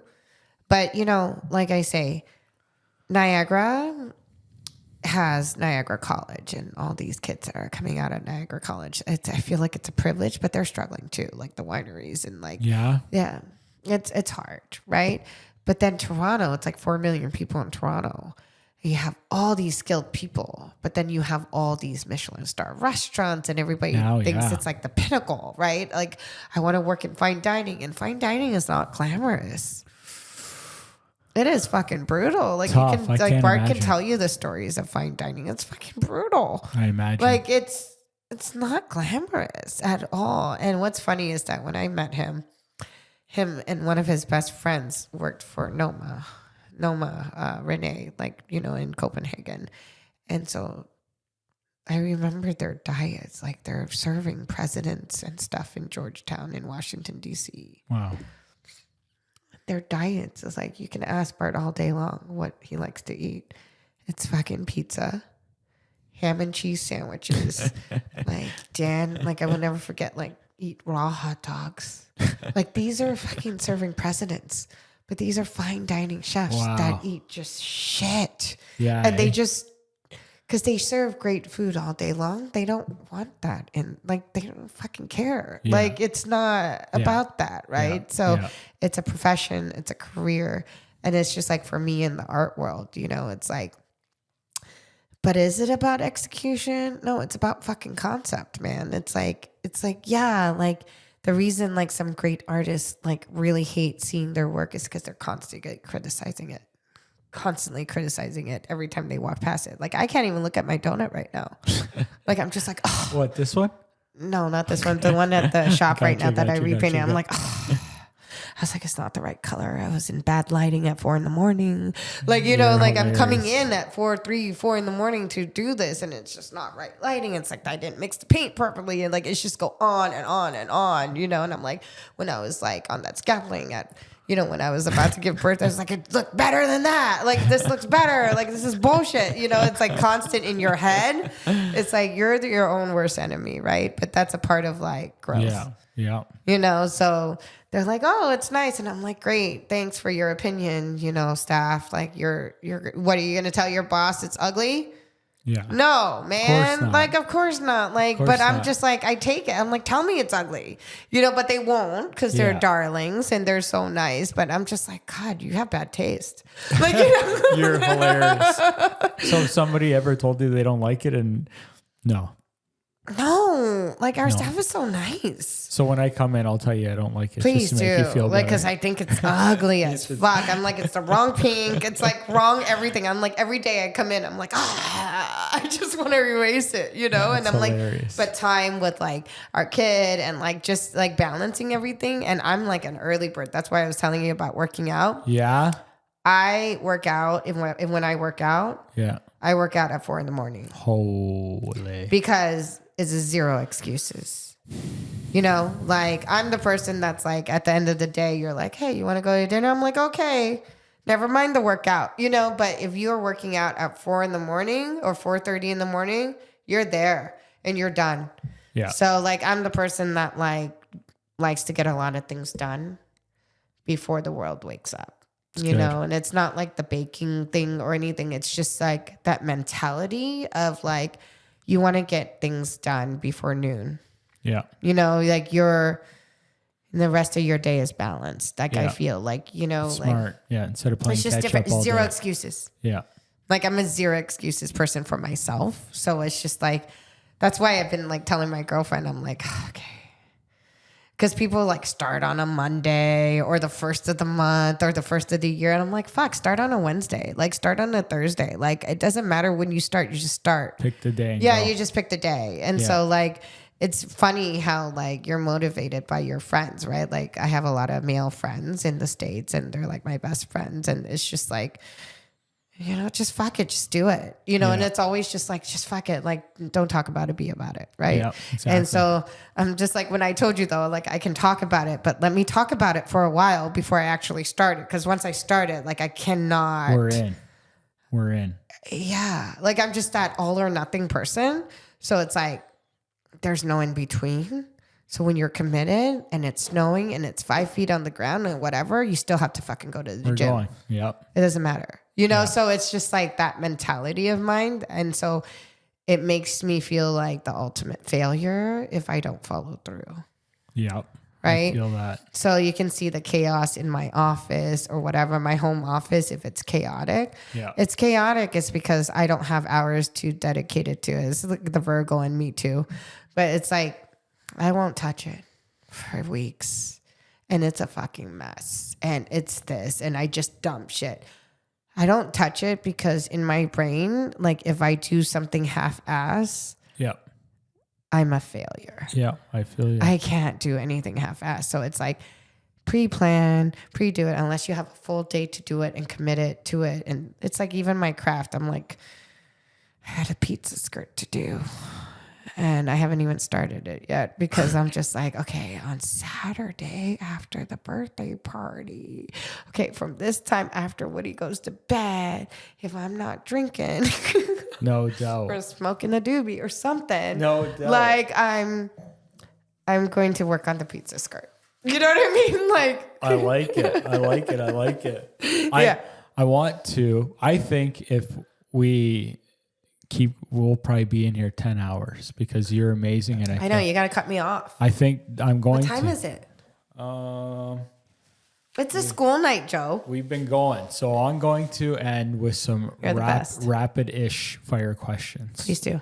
So I've been asking everybody one, but now I have a few. Okay. So I have a few questions. Please do. If you were on death row, and hopefully we never will be, what would your final meal be? The death row food. Question. Yeah. I ask people this all the time. Do you? I do. I got asked it on a podcast one time, and I think it'd be multiple courses, so it'd be a journey. Yeah. One of my favorite things in the world is a chicken liver mousse. I'm very, very country, so I love. Bart makes the best chicken liver mousse in life. He hasn't made it in years, but that I love fried chicken. Like I'd give up my arms for fried chicken. How would it be done? Extra crispy and extra spicy. I love gravy. Dip it with gravy, mashed potato. I'm very Southern. Like I really love like country food. Like anything high fat. Like really, and fried. Love everything fried. But I love oysters. Love what do you put on your oysters? Nothing but lemon. Yeah. And Tabasco sauce is the classic. Everybody loves champagne mignonette, blah, blah, blah, blah, blah. Just lemon and Tabasco. Not horseradish. Yeah, that too, but it's Tabasco. Yeah, Tabasco and lemon. That's fresh lemon. That's slurp it all day long. Yeah. I love Dungeness crab. Done how? Just steamed. Like Dungeness crab is a West Coast thing. Dipped in butter? Yes. Yeah. But just Dungeness crab. Like I just love. That's my favorite seafood. Fantastic. Yeah. Everybody loves lobster or whatever. I love crab. Crab is my thing and shrimp is my thing, but I love crab. Crab 100%. But I love stuff like fried chicken livers and, bone marrow with toast points. I just love. You're having like me, a big meal. Huge. It's going to be a journey before I die. And I'm going to be like really fat and probably die of heart attack before I die of death row. That's my plan if I'm ever on it. I'll die in that chair eating. Yeah, absolutely. What about for dessert or desserts? Dessert, I'm not like a huge dessert person. So would there be one on but death it row? would be like a Vietnamese dessert because I love there's this one like we have drinks, right? Like in like Vietnamese food, we have like they're kind of dessert drinks, but they accompany your meal, right? So like Vietnamese food, I always like laugh because you can eat like so much Vietnamese food, an hour later you'll be hungry because it's so fresh and like everything is just so good, right? But I love like this one Logan seaweed drink dessert, like that's just so good. It's my childhood kind of thing, right? Nice. Like, and it's just like kind of like boba, but it's not. It's like with seaweed and like Logan and like lotus seeds and stuff like that. It's one of my favorite things in the whole world. But that would probably be like kind of dessert type. I'm not a big dessert fan. I like pie, like I like cake, like, but it's not my go-to. Yeah. It's not, dessert's not my go-to. And then for drinks, what would you have on there? Bourbon all day long. All day long. Like I like my stiff whiskeys and bourbon. I'm a dark liquor kind of girl. Like I just like a good stogie. I had a good lineup. Yeah. Yeah. I like a good stogie. Yeah. Nice. A good stogie with, a nice bourbon. Nice. You know, nice little finish of a bourbon. But that's just like, that's just like me. Like, like I love wine. I love all these things, but I'm a big bourbon. Like I like dark liquor. I like dark liquor, and yeah, I'll drink spritzers here and there and, all of that. I appreciate wine a great deal. I like wine. I go through phases, but I like my bourbon or whiskey. I like it. I like it. Yeah. A couple more rapids. What do you like on your pizza? I like just tomato mozz. Just your classic. Yeah? Yeah. I really like a tomato mozz. However, the white pizzas are pretty good to me. Like the white pizzas, like just our pear and walnut. I was going to bring that for Robin. Like a pear and walnut with our little gorgonzola. When we come That's a pretty good pizza, Favorite kind of music or era of music? You said rap and blues. Blues and rap. Blues and raps. And when you say rap, is that like Biggie, Tupac? Is that like that, or that's like old school? Well, like I'm like West Coast anyway. Yeah, like I love Tupac a lot. He's very poetic. Yeah, but that's old school. Like, too old school? No, not at all. I play them all day long, but I really like just like old rap, like Run DMC kind of stuff. Back. Yeah, going back. I love the Beastie Boys, big Beastie Boys fan, but old school like rap, like. But then sometimes when I work out, like people work out to like dance music and trance. I work out to like DMX. Same. Yeah. I love DMX. It's I had like, him on this morning. yeah. It's just like gets you like going. Yeah, absolutely. Rough Riders Anthem, great song. Yeah, exactly. It's great. It gets you up, right? It fires you up. If you could travel anywhere in the world, where would you go? Right now? Mm-hmm. It's hard. I've never been to Japan, and I'm not talking about Tokyo. I'm talking about Japan as a country. It's on our list. Just like I don't want to go there unless I can spend a month there. Have to. I want to go to the Shinto shrines. I want to go to I want to go to Tokyo. Don't get me wrong. But wild to see Tokyo. Oh my God. I would. There's a couple of people there. Oh my God. I would love Tokyo. However, the history of it is like the outskirts, right? Like, and I kind of want to do that. That or Africa. Like Africa is such a big continent though. So yeah, Africa is one of them. Best piece of advice you can give anyone. Be kind. Stay kind. Not everybody understands what you're going through, or you don't understand what you're going through.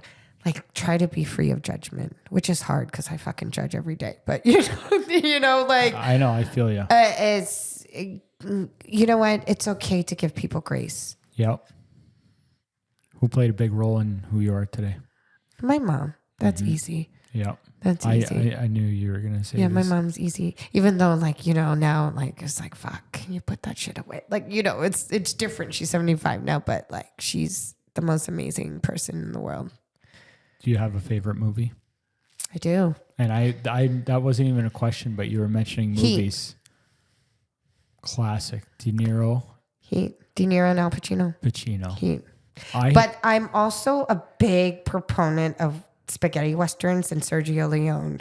I'm a huge Quentin Tarantino fan because he's a Sergio Leone. All his movies are based on spaghetti westerns. Big western fan. Nice. Yeah. I just learned, I thought it was real and I found out it was a myth just this year about Heat, where I thought that I think it was in the cafe, the scene that they were never actually sitting there together because it was like the rumor that they hated each other and they never. Yeah, that was the rumor. But they were sitting there. They were. Somebody pulled it up and they're like, no, that's fake. And I'm like, I remember watching it and being like, they were never actually in one frame together. Yeah. And they might have been. I fucking love that movie. It's a classic. It is a classic. We were movie. just like really? Recently. Yeah. And you know what's sad? A lot of people don't know that movie. Really? It's like the younger generation. But it's a classic duality movie. Everyone should fucking watch it. I agree. Right? Everyone should watch it. I agree. Like, Heat is one of my favorites. I love that you picked that one. Really? That's awesome. Awesome. 2 last questions. What do you want to be remembered for? Being kind. Mm-hmm. And making some sort of influence in someone in the world for the positive, for the better. So I think I have to put one back in. I was a little bit worried with this one. I kind of skipped it because it could be a long one. But what do you think the meaning of life is?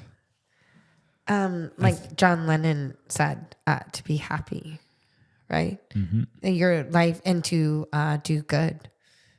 Like to do good in some capacity. You can't change the world overnight, and the people who run the world are very hidden, and it's scary. But to impact somebody's life in a positive way is the meaning of life. I think we're put on earth to help each other in some capacity, and to put out some sort of positivity and kindness. It's easy to be mean and rude, but it's also easy to be nice and happy. It's just as easy. Yeah, it's just as easy. People just steer towards the negativity more than they do the positivity because they don't know better. But I'm hopeful for more positivity, being a ray of sunshine on everybody. I was like told a long time ago, you don't have to change the world, but you can change one person's life. And that is so impactful. It's their world. Yeah, it's the world. It's the world. It's the world to them. Yeah. So you're a good person.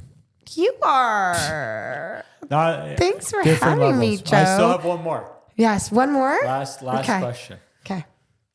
If you won $1 billion, not a million, $1 billion, what would you do? And that'll be it.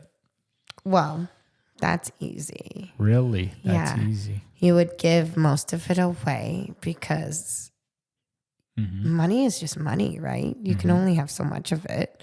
What are you going to do with it? Right? But help others. Help those less fortunate, probably in third world countries, if you can make some sort of impact. And then, create generational good, not generational wealth in terms of my son or whatnot, but generational good, leave legacies. I'm all about the legacy right now. I'm trying to instill legacy, because I come from a very immigrant family. And I was born in a refugee camp. No way. Yeah. My mom, after the Vietnam War, my mom landed in Malaysia and she gave birth to me in Malaysia in a refugee camp. She was pregnant when she left Vietnam.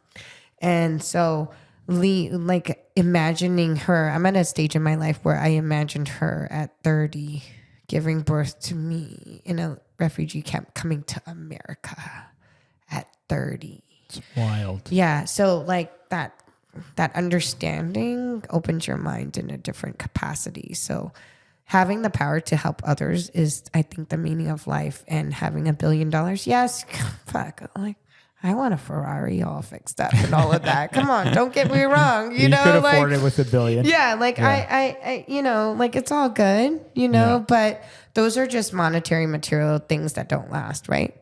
Your lasting impact and your legacy is what matters. So that's what I would do with $1 billion. This was amazing. Oh, thank you, Joe. Thanks for having me. Thank you for coming. Thank you for all this food. I'm so We're going to be fed for the rest of the week. I hope so. So the secret in the morning, if you decide to have that, if you're not going to nosh on it tonight, 15 seconds in the microwave, have it warm, and then low and slow on the stove. Low and slow on a pan. Pan or in the... Pan. Yeah. Pan. Low and slow. You can see we're not printed because people don't realize that's a thing to print, but the impression of a pizza box is about 24 hours. Like a coffee cup is about 20 minutes. So branding is everything, but it costs a lot of fucking money. Totally. So much money. Totally. So we'll get there. This was amazing. Thanks, Joe. Thank you for coming so much. Thank you. Thank you.